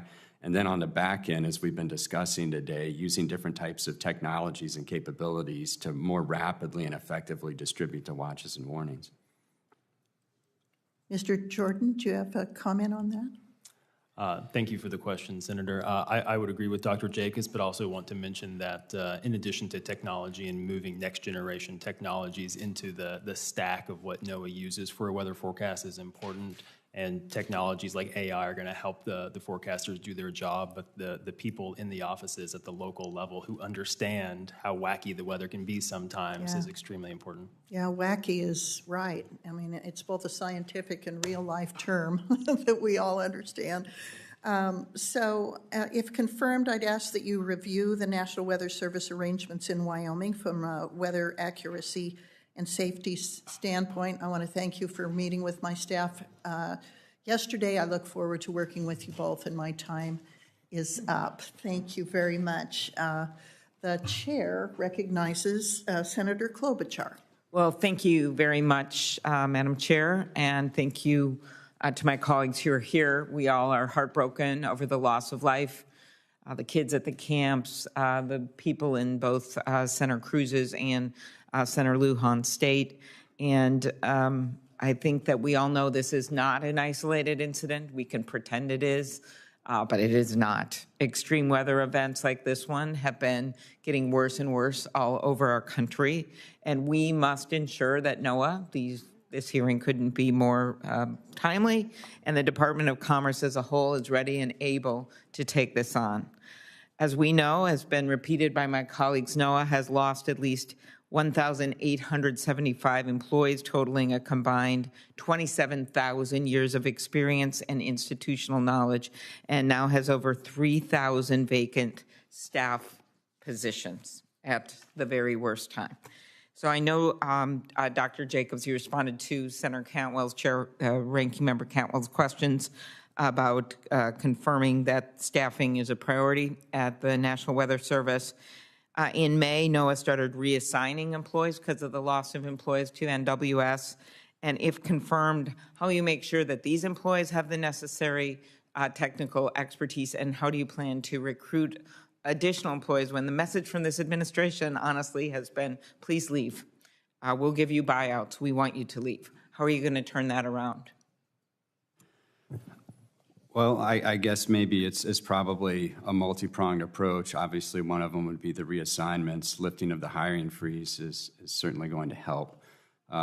As far as recruiting, I'm optimistic as a former teacher of a lot of former students of mine who are actually Weather Service employees now, that I can appeal to their sense of mission, that this is important, like ensuring that Americans have timely and accurate forecasts to protect lives and property is something that appeals to people. This is why they go in to study meteorology.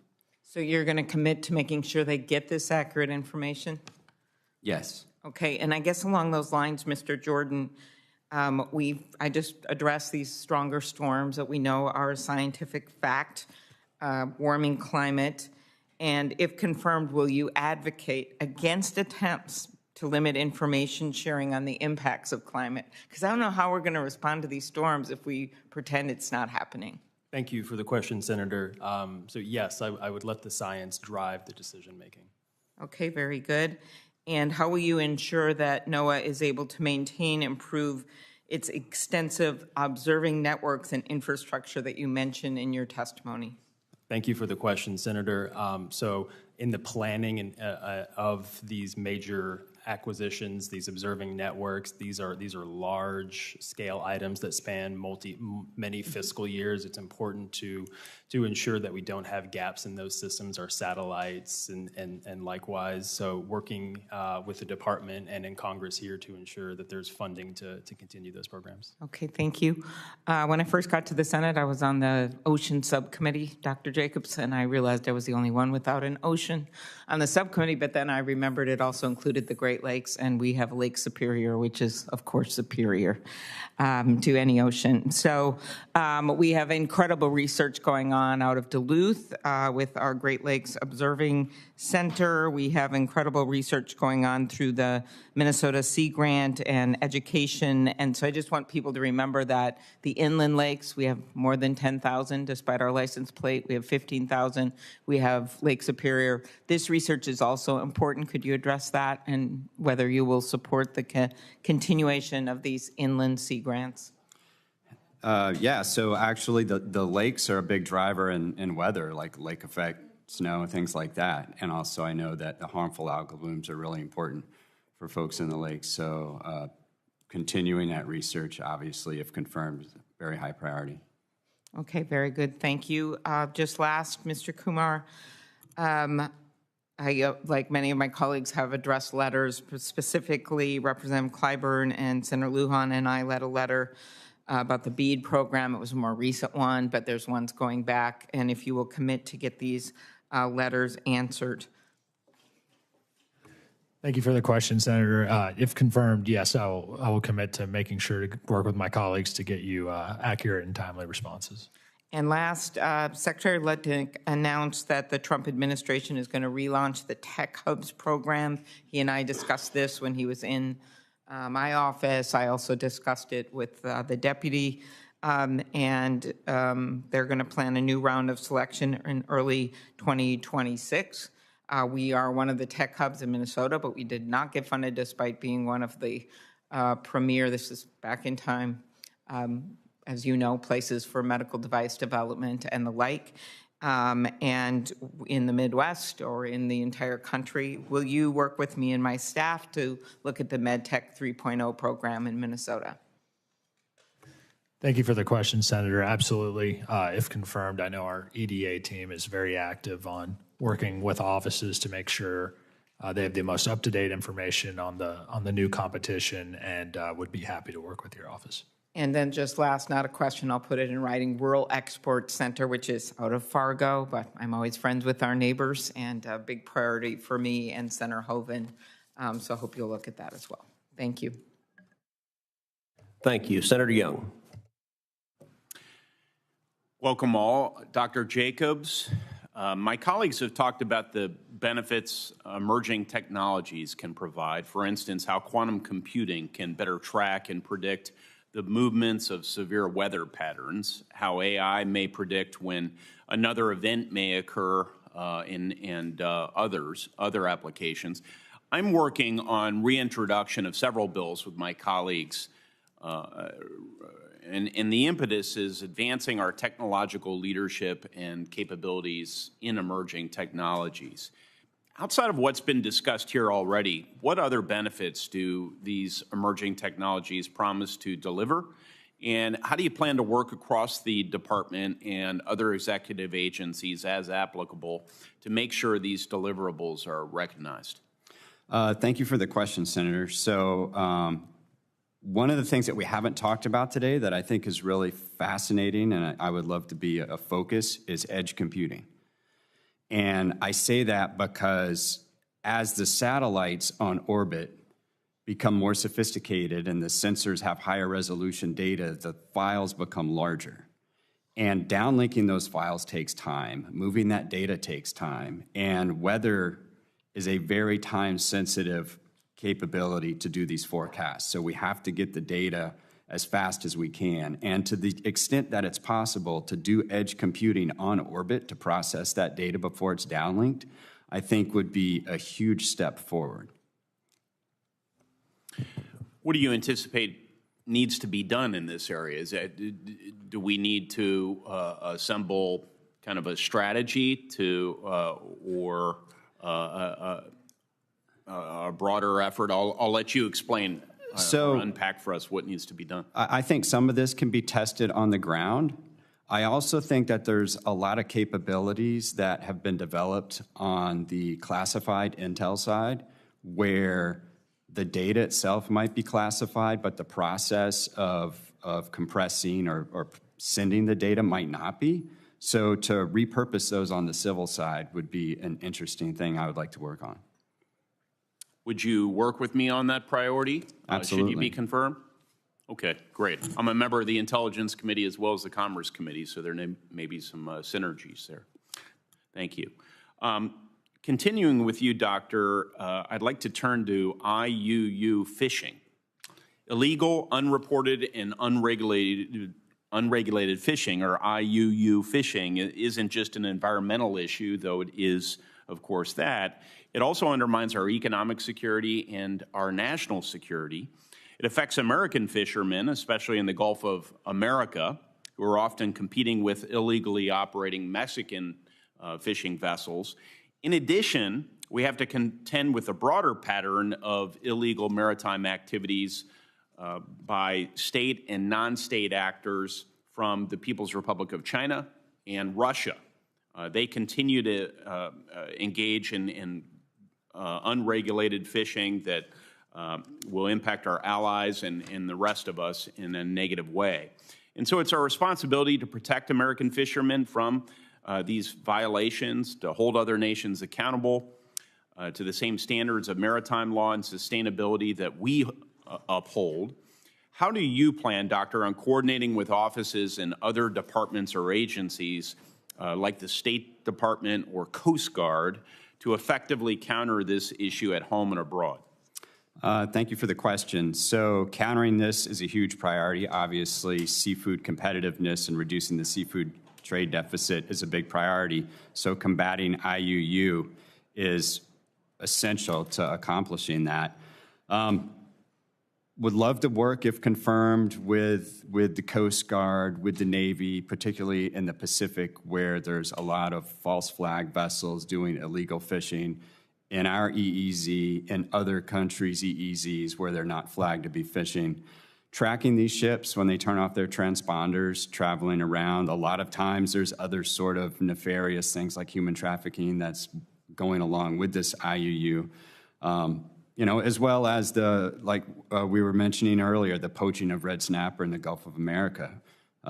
That's a huge issue, and working with the State Department on that, and also potentially exploring other technologies, not just for the fishing aspect, but for the imports, because there's a lot of things that are being imported that we really need to take a close look at, mislabeling, things like that as far as imported seafood.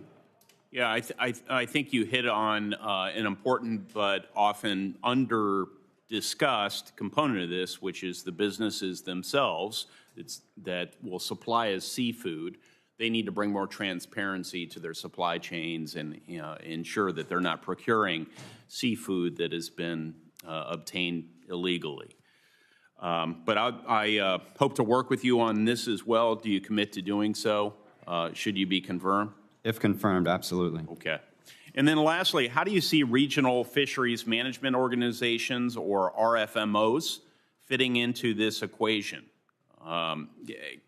Is there an opportunity to reform or push these organizations to more effectively combat IUU fishing throughout the world when origin countries refuse to prosecute illegal fishermen, even with overwhelming evidence of their activities? Definitely. RFMOs, working through the RFMOs to ensure that other countries enforce their laws is really important, and also working through the RFMOs to ensure that we have a fair quota set for U.S. fishermen. Very important. Thank you, Dr. Jacobs. Mr. Chairman? Thank you. Senator Hickenlooper. Thank you, Mr. Chair. Thanks to each of you for your willingness to go back into the arena, as it were. Let me ask you each a question just to start. Obviously, natural disasters cost the U.S. over $182 billion in damages last year alone. NOAA is a hugely important institution. I think everyone's questions recognize that and reflect that. So just as a thumbs up or thumbs down, recognizing nothing stays the same, do you think we're spending too much money in the science, the research around NOAA, or are we spending too little? Why don't you go start, Dr. Jacobs, we'll go right down the road. I think it probably depends on the area of research and working with private industry. As a whole, but just, yeah. I don't need a polemic, but just as a whole, are we spending too much or too little? Oh, I don't know that you could spend too much on the research. That's a good answer. Thank you for the question, Senator. It's a difficult question to answer how much across the federal government spending on science activities, but I'd say it's a good thing to fund. Right. Well, I was thinking more just about NOAA. I realize the federal government, I wrestle with that as well. And certainly science isn't perfect. Science is full of second guessing and always trying to get better, as you all know. It's not a perfectly precise study, but it's crucial. Thank you for the question, Senator. I'm the nominee to run Leg Affairs, so I defer to my colleagues here from that are NOAA nominees, but certainly appreciate the importance of funding research. Great. All right. You know, we've talked a lot about our ability to forecast natural disasters and how important that is. And I do agree the last mile that both of you, or both of the doctors brought up is critical, but I also believe in incremental improvement. And I think especially with better computing, we'll be able to get that recognition of when there is a potential flood event. And our heart goes out to the people in Texas and New Mexico. Unbelievable that the tragedy that happened there. But 4 hours more, even with our not insufficient last mile, how do we get information to those groups in time? That extra 4 hours could make a huge difference. So I look at the importance of getting data and having it there and working with that data. And yet, it appears that we're going to stop collecting data or storing data and using data in certain places, most specifically the National Center for Environmental Information that tracks natural disasters. Is that something that you, Dr. Jacobs, are concerned about? Are you willing to commit to restoring and updating NOAA's database? Because to me, that's the foundation that so much of your work is built upon. Yeah, if confirmed, definitely ensuring that that data is archived and easily accessible by the public, the research, the science community is an essential function of NOAA.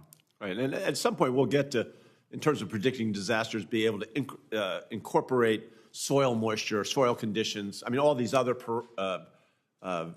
variables that have such a powerful effect. And Ms. Jordan, again, obviously, NOAA's invested in satellites, delicate instruments to measure ecosystems of all types, to forecast weather, issue warnings. In terms of the satellites, do you have concerns about the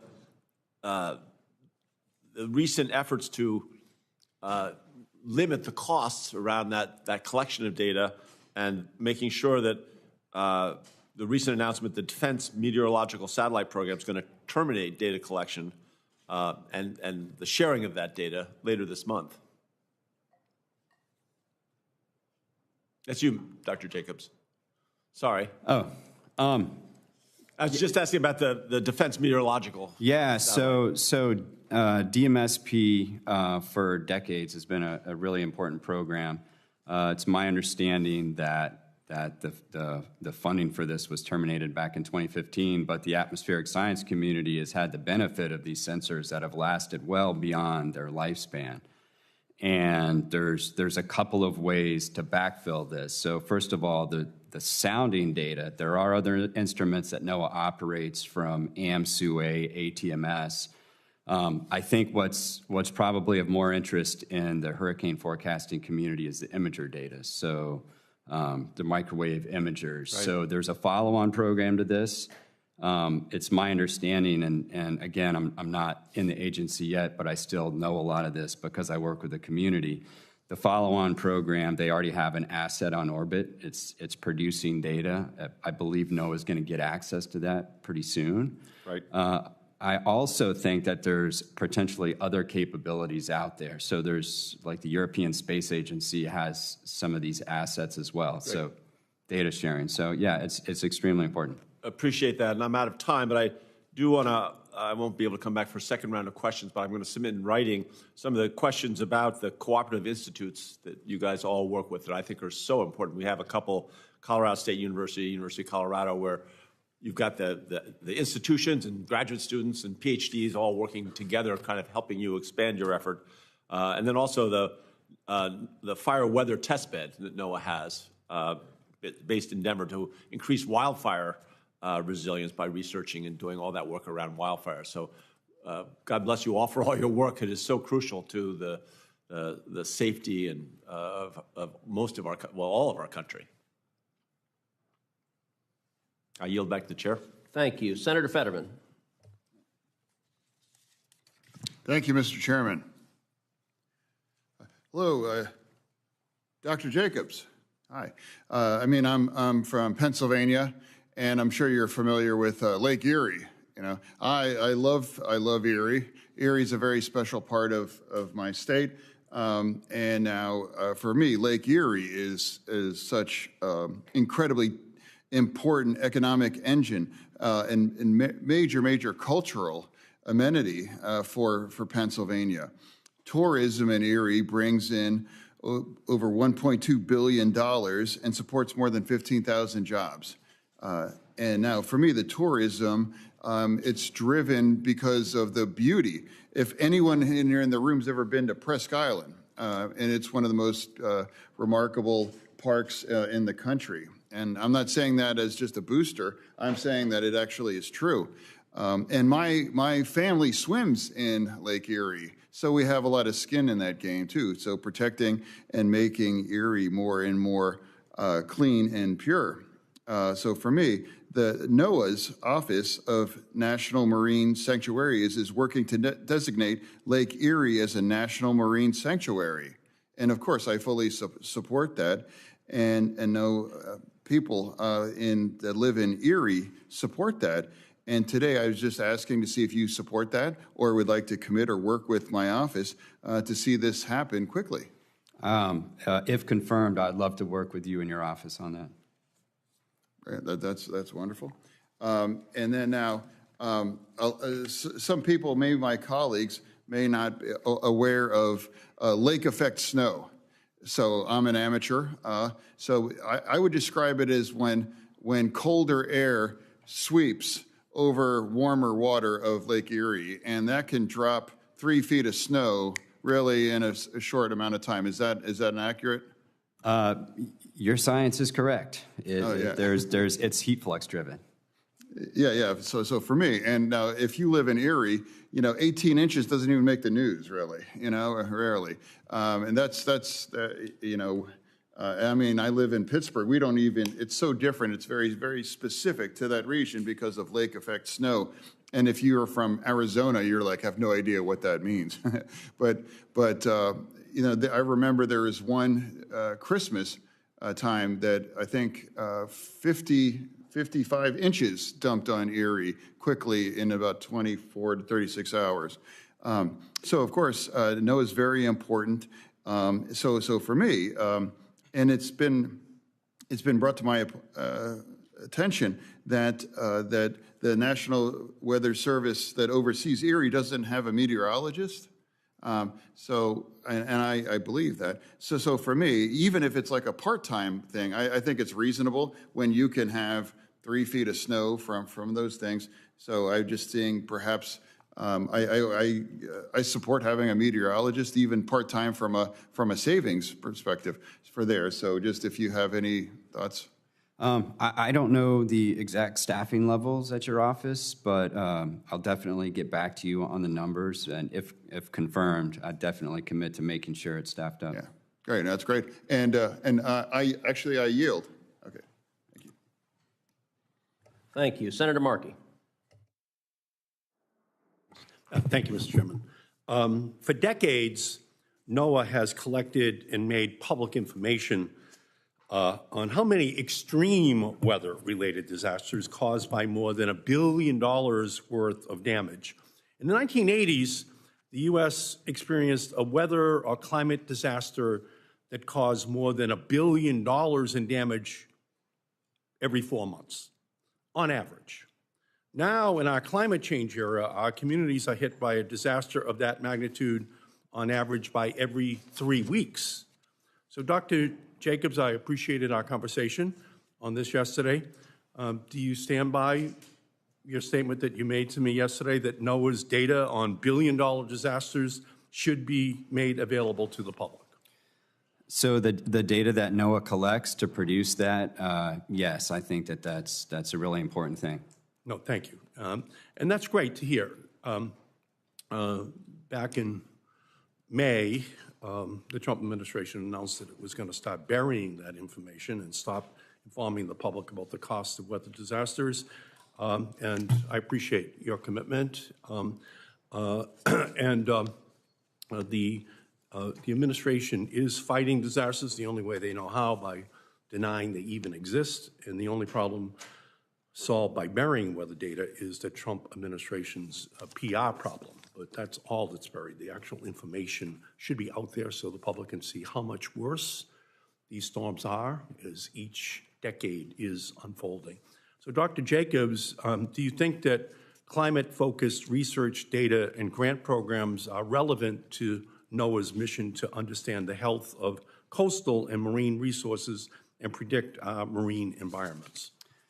Well, weather, water, and climate is essential to NOAA's mission. It's a fundamental part of it. And so data along the coastline obviously is critical to that. So I'm glad that we agree on that. So do you support the efforts to collect and understand regional climate data, which is so important for developing the forecast that our farmers and other small business owners use to make decisions every single day? Well, essentially, all data is regional at some level.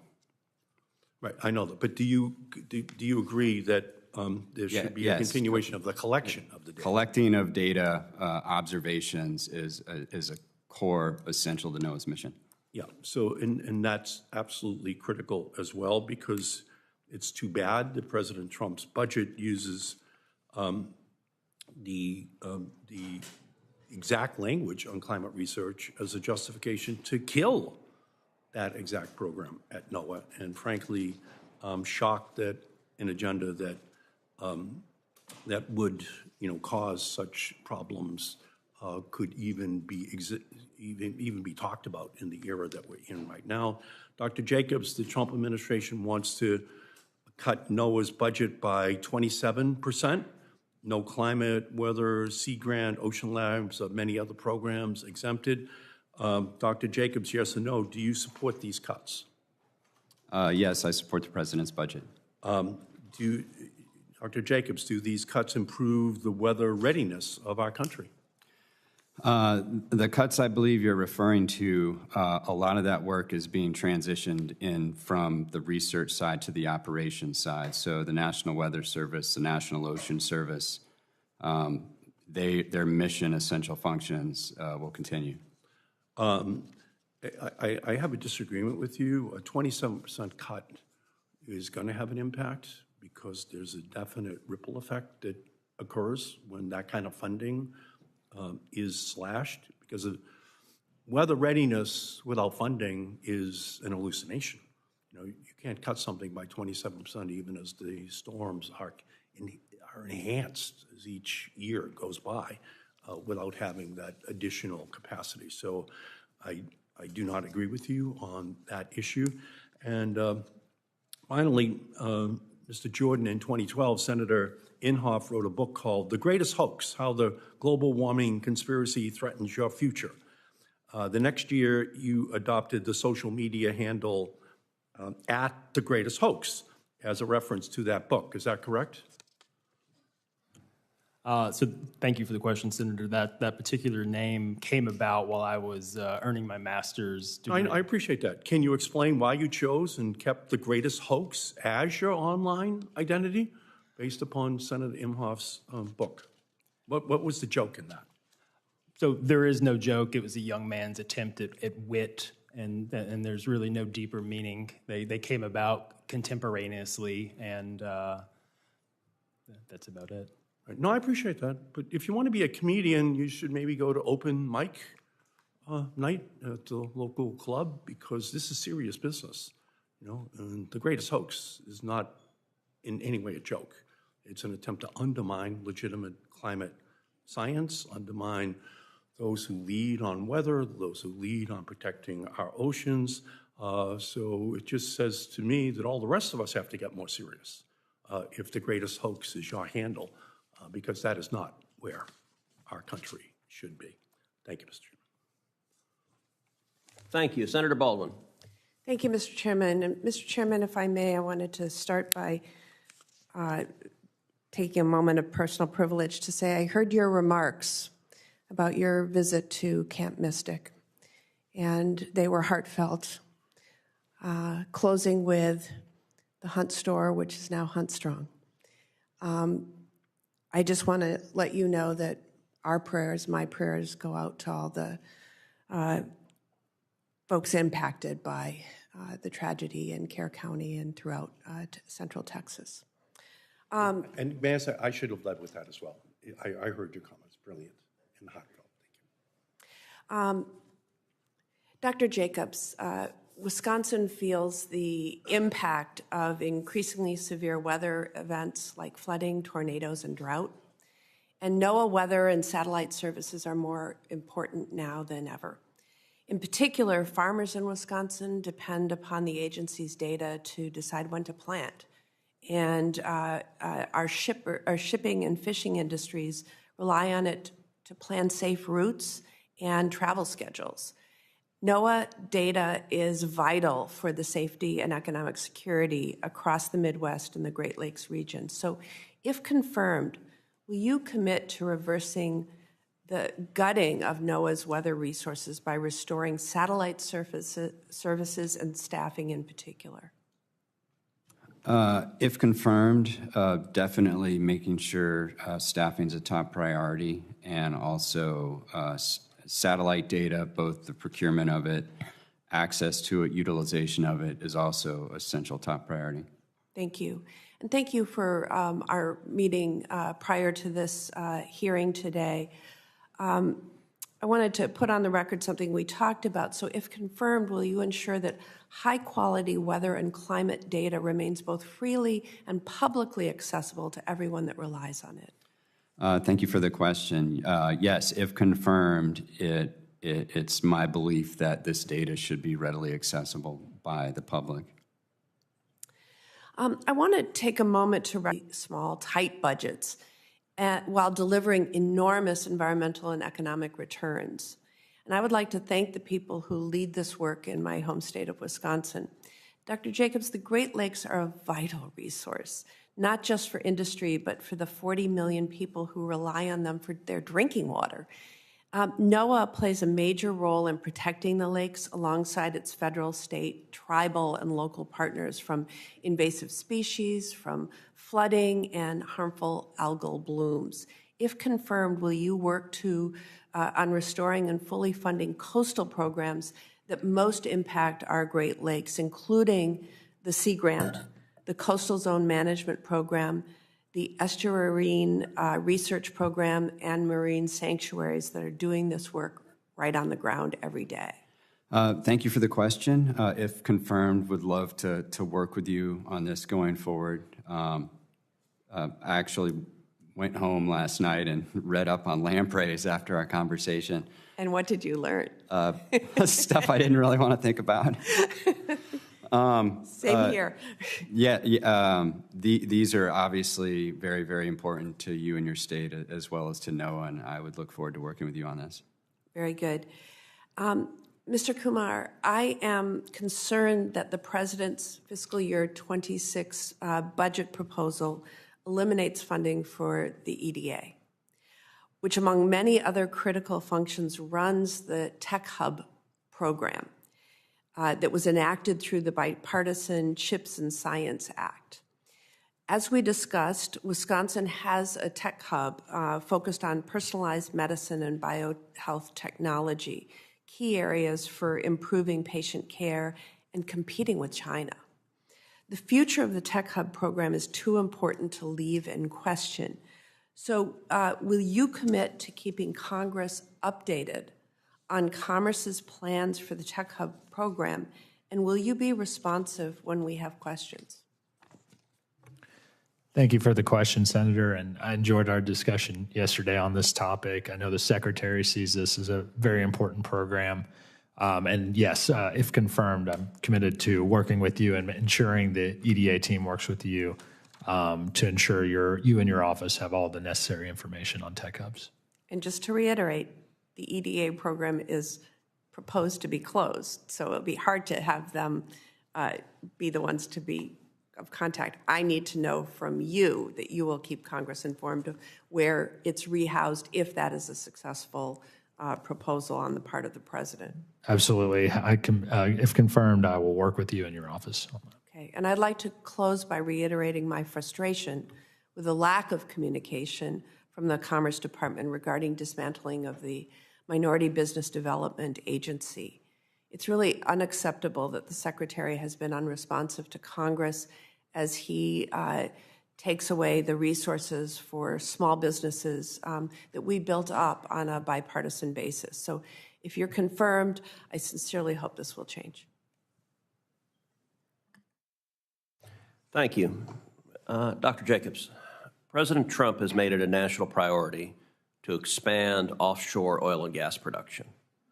NOAA plays a key role in reviewing permits and issuing authorizations under the Marine Mammal Protection Act and other laws. If you're confirmed, how will you improve the efficiency of the offshore permitting process, particularly when it comes to environmental reviews under NEPA or the MMPA?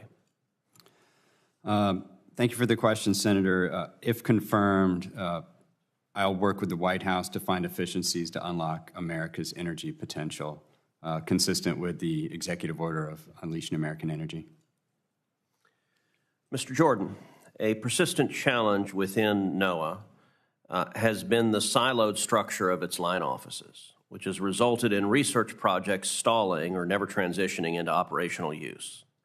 NOAA must close the gap between research and operations in order to give the public and decision makers more timely and actionable information. How would you accelerate the research to operations timeline at NOAA and foster greater collaboration across line offices? Thank you for the question, Senator. So moving the research closer to the operational sister line offices of NOAA would be important to take that research from OAR, where it currently exists now, and moving it to the Weather Service or the National Ocean Service. The closeness with the operational end user, the outcome of that data will foster greater collaboration and innovation. And you also get that feedback loop of research to operations, operations to research. The operations really should be driving what the research is focusing on. Dr. Jacobs, we have seen a pattern of dual-engine flameouts caused by water and hail ingestion when aircraft descend into severe storms. Unlike commercial jets, NOAA's hurricane hunters use turboprops, which are less vulnerable because they do not pull water directly into the engines. Can you and the Department of Commerce commit to working with the FAA to ensure that a future improved hurricane hunter fleet uses appropriate technology to prevent deadly incidents? Thank you for the question, Senator. I spent many years in the aviation industry. The turboprops operate differently. They essentially aren't affected by the air-fuel ratio, and that's what helps them in saturated environments, and would definitely commit to working with the FAA on this issue. Great. Hurricanes have also been known to pick up entire homes off their foundations.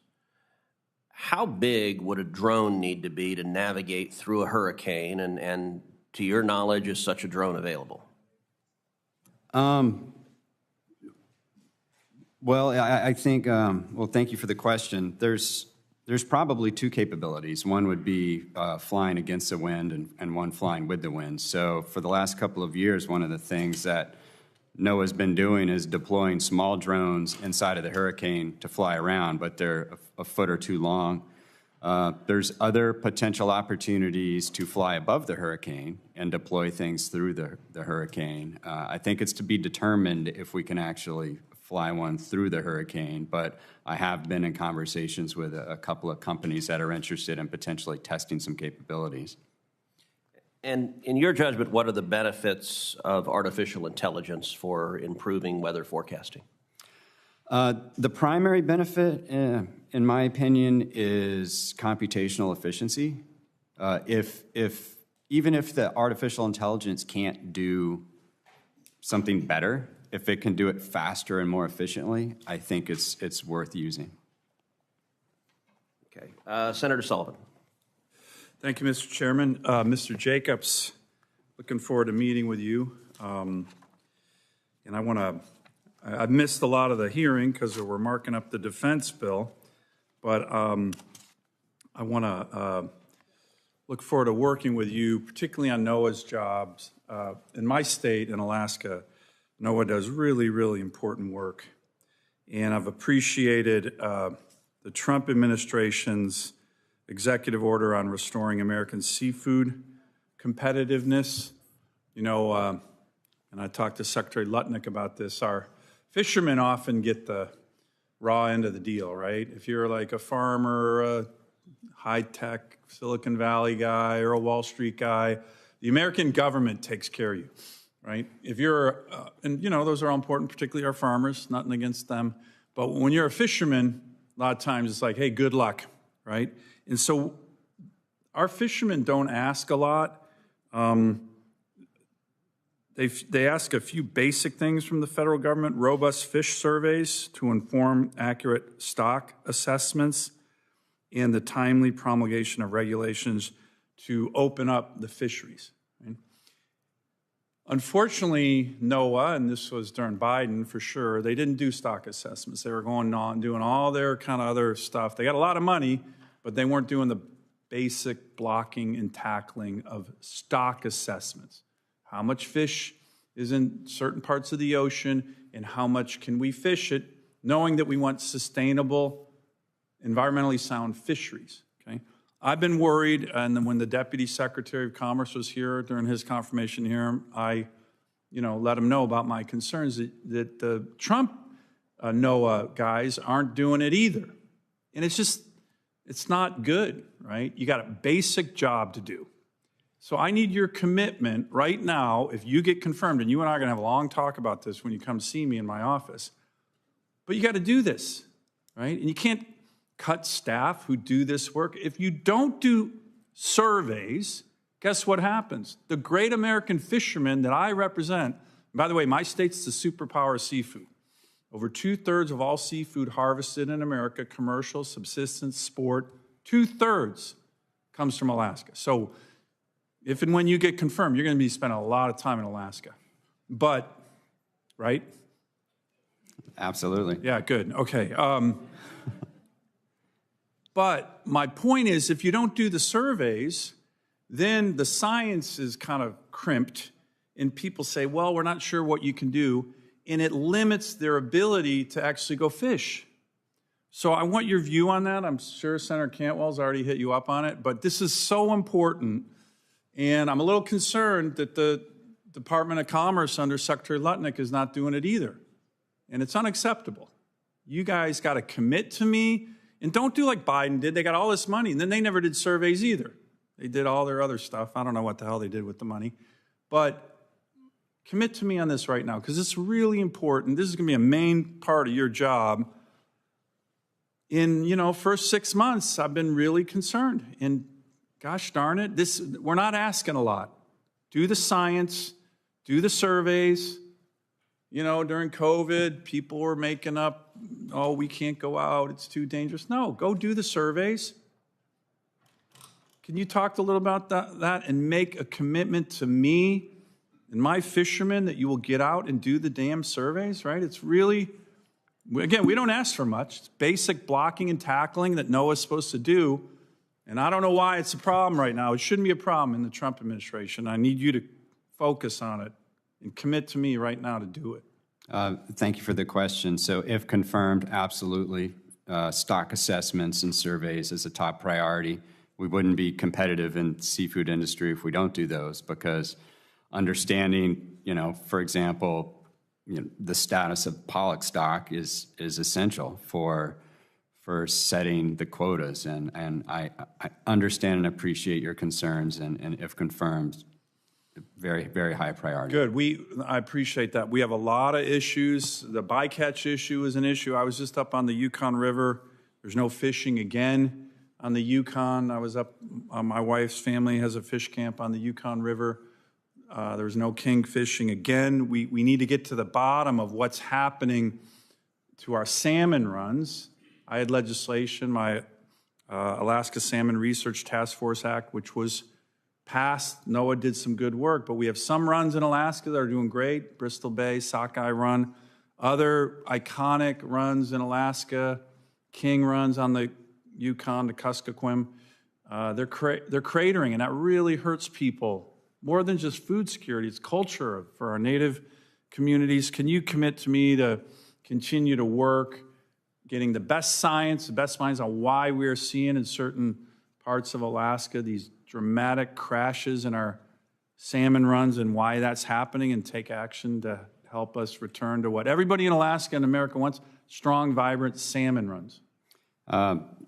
Thank you for the question. Absolutely. If confirmed, we'll commit to working on this. This is something that I've been wondering about for a while, because we do fund a lot of this restoration, and a lot of these stocks don't seem to be improving. Yeah. And it's deeply concerning. Well, and there's a gap in the research, right? That's one of the things that, it's a long story, but the salmon live out in the ocean most of their life, but the research from the feds is actually not focused on salmon. Alaska, the state, focuses on salmon research, but within the rivers, not out in the big ocean. We need more research on what's happening to the salmon as they live out in the ocean for most of their lives, and that's where NOAA could be very helpful. Can I get your commitment on that as well? Yes, definitely commit to working with you on this. And then finally, and I do want to compliment Secretary Lutnick and his team, President Trump and his team on their executive order on seafood competitiveness. That was really welcomed. It was a really good EO. We got to work together to implement it. But the other thing I just need your commitment on, and Secretary Lutnick's been great on this, the unfair, unbalanced trade relationship that we have had, particularly with Russia and China. What do I mean? Russia banned the importation of American seafood in 2014. 0 fish from America could go to Russia. And we, for whatever reason, for the last decade, have let them import as much fish as they want. That is crushing our fishermen, fishing communities. Finally, 2 years ago, under the Biden administration, I give them credit, they blocked the importation of Russian seafood. Then the Russians sent it to China to have it laundered in China, and we closed that loophole, right? And the Trump administration, to their credit, has been really good about keeping that ban on the importation of Russian seafood, regardless of where they send it for secondary head gutting and filleting. But I need your commitment to continue to that and work with us. We just had a really good hearing on IUU fishing, where the Chinese, the Russians, they have no standards, they use slave labor. And we need your help to work on those issues as well. Can I get your commitment on those? Absolutely. Good. Thank you, Mr. Chairman. Thank you. You know, Dr. Jacobs, you have spent decades as a redfish fishing guide on the Atlantic. I do have to ask, in following up my friend Senator Sullivan's questions, have you been salmon fishing in Alaska? I have. Good. That was the right answer, and it is extraordinary. I have too. That was the right answer. And it is a unique and beautiful place. Well, maybe when you come up to Alaska, the chairman and I, we can host you for some more fishing out there. I was looking forward to it. And since he's a guide, we may do better with him along. That's right. Good. Ranking Member Cantwell. Thank you, Chairman, and I do want to echo my colleague from Alaska's. I did, you're right, bring it up in my earlier questioning about stock assessments, but I want to echo again, you know, it's, you know, our industries are just chasing a never-ending, you know, go-around, right? But it all starts with stock assessments as a really basic information, and then making sure that we play a more aggressive role internationally to stop the Russians and Chinese for collaborating and impacting our fisheries. So very much appreciate your comments on that. So I'd like to follow on with, do you think we should have a NOAA Organic Act? Would that help in persevering and preserving stock assessments in a more robust way? I thank you for the question. I believe NOAA's long overdue to have its mission authorized in statute. So very much support. Great, thank you. Do you support the reauthorization? Do you support the Weather Act reauthorization? Yes. Okay. Do you support replacing a Northwest Fisheries Science Center? When Senator Sullivan was talking about all of these issues, I remember the whole Canadian, you know, threat to salmon and all the work that we do at that NOAA facility in Seattle. Do we need to replace that or make sure it still exists? If I remember correctly, this was an issue when I was at NOAA last time, and it was something we were working on, and I believe there was discussion of potentially working with the university or something. I think it just needs to take the final step. So I just I would love to work with you on that if confirmed. Great. Do you support tribal government-to-government consultation? I do. Great. I do think that's something that, you know, is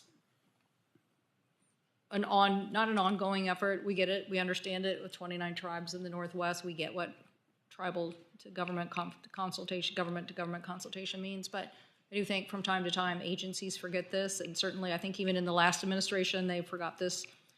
So hopefully you can help restore that. I understand my colleague asked about the budget cuts, which you said you supported the 27% budget cut to NOAA. Is that correct? So how do you keep your science mission, and particularly in atmospheric and oceanic areas? How do you keep that science mission if we're cutting that budget? When in reality, that's a core part of your mission. Appreciate the question. It's a lot of these priorities, particularly, weather forecasting and things we've been discussing all day, some of that's being transferred to the Weather Service. It's my hope for certain things that we're looking at to basically fulfill the mission requirements of the forecasting capabilities, that the Weather Service takes over a lot of that. Some other aspects transferred to the Ocean Service. Okay, so you think that the missions are going to be preserved, just preserved somewhere else? Yes, it's my objective to make sure that NOAA fulfills their mission requirements. Great, I'm glad you said that, and we had a discussion earlier where you were saying, no, these people need to be on the ground. You can't replace people on the ground, so you have to have people that are implementing, understanding the local regional dynamic on weather, and also implementing an action plan, basically getting first responders, everybody to help and implement that based off that data. So very much appreciate that answer. But in this, it just reminds me, Boeing said, well, we're gonna get rid of all these safety inspectors. We're gonna get rid of like 300 safety inspectors. Why? Because that was their main job, and we can just self-certify our work. Well, that didn't turn out very well because they missed a lot. Because it turned out that those safety people actually were doing something really critically important. In fact, they tried to automate parts of it, and that turned out to be a disaster, and so they changed it. So I'm cautioning you, and I don't agree with the Trump administration proposal on cutting these programs. I think there are essential scientific search information. I'm all for elevating the game. I have been for years, elevating with more supercomputing and certainly using, I think one of the things that we can do is get better information so that forecast is 2 weeks in advance. Or why are we cutting these weather balloons? I mean, the fact that the weather balloon is there to tell you the amount of moisture and the condition of the atmosphere. Why was that so important for us with fires? Because the land was getting so dry, a lightning strike that may not have caused a problem, now all of a sudden causes a problem. So the critical nature changed, and we had to understand that. So I hope that we're not thinking that we're just going to like put weather up here in some big, we have this really great way of getting information like from the private sector or somehow, and we're not going to play this critical role. I don't know, Mr. Jordan, you're shaking your head or nodding, so I don't know if you have a thought on this, but we can't just shift these resources somewhere else. We have to own them. NOAA has to own them. They have to own weather forecasting. We need it to be better, but we can't transfer some of it out and then say that's somebody else. Mr. Jordan. Thank you for the opportunity to provide a comment. So I agree. I was shaking my head in agreement with you. Yes, the weather forecasting is very important. America has a robust American private weather industry that really amplifies the work that NOAA does, but it is very important for NOAA to do its weather forecasting mission. Okay, well, how do we preserve that in a budget? I believe looking at the budget, again, not at NOAA, looking at it from the outside, I see the Weather Service mission, the line office, is preserved. But what about all the work they do to understand? Within the Weather Service? Yes. The budget, I believe, funds the Weather Service. Okay, so I'm talking about the R&D office of the Oceanic and that research group. Understood. Sorry for the confusion. And as Dr. Jacobs said, looking at the budget again, not having the conversations with the folks inside about what's happening, but it looks like the transition of some of that work is happening from OAR to the Weather Service. Yeah, I think this is where we're probably in, because that office, the Weather Research Office, is eliminated. So I think what we should do is, I've heard what Dr. Jacobs has said. Look, I think we want to get a clear understanding of this. I think we're in a disagreement on this. I think we like this office, so I don't think we want it to be zeroed out. We think it's the key to NOAA doing its job overall. And, as people talk about killing hurricane hunters, is that correct? Killing hurricane hunters. These are the people that fly into the hurricanes to give us all the information. Why would we kill that? Why would we kill that? So let's get a framework here, and we'll follow up with some questions to both of you on this entire regime and how you think it's going to work. But and I get you're nominees by this administration, so you're going to generally agree with their budget. We disagree with it. But I think more importantly, let's look at these programs that are going to be cut and have an understanding from you, at least, about what you think and how that responsibility is going to get served. Because without it being served, I have serious concerns about our ability to do the job that NOAA's requested to do on forecasting. Thank you, Mr. Chairman. Thank you, Senator Cantwell. Dr. Jacobs, Mr. Jordan, Mr. Kumar, my final question is required of all nominees. If confirmed, do you pledge to work collaboratively with this committee to provide thorough and timely responses to the committee's requests and to appear before the committee when requested? Yes. Yes. Yes. Thank you. I have letters of support for Dr. Jacobs and Mr. Jordan's nominations that I ask unanimous consent to be inserted in the hearing record. Without objection, so ordered. Senators will have until the close of business on Friday, July 11th to submit questions for the record. The nominees will have until the close of business on Monday, July 14th to respond to those questions. That concludes today's hearing. The committee stands adjourned.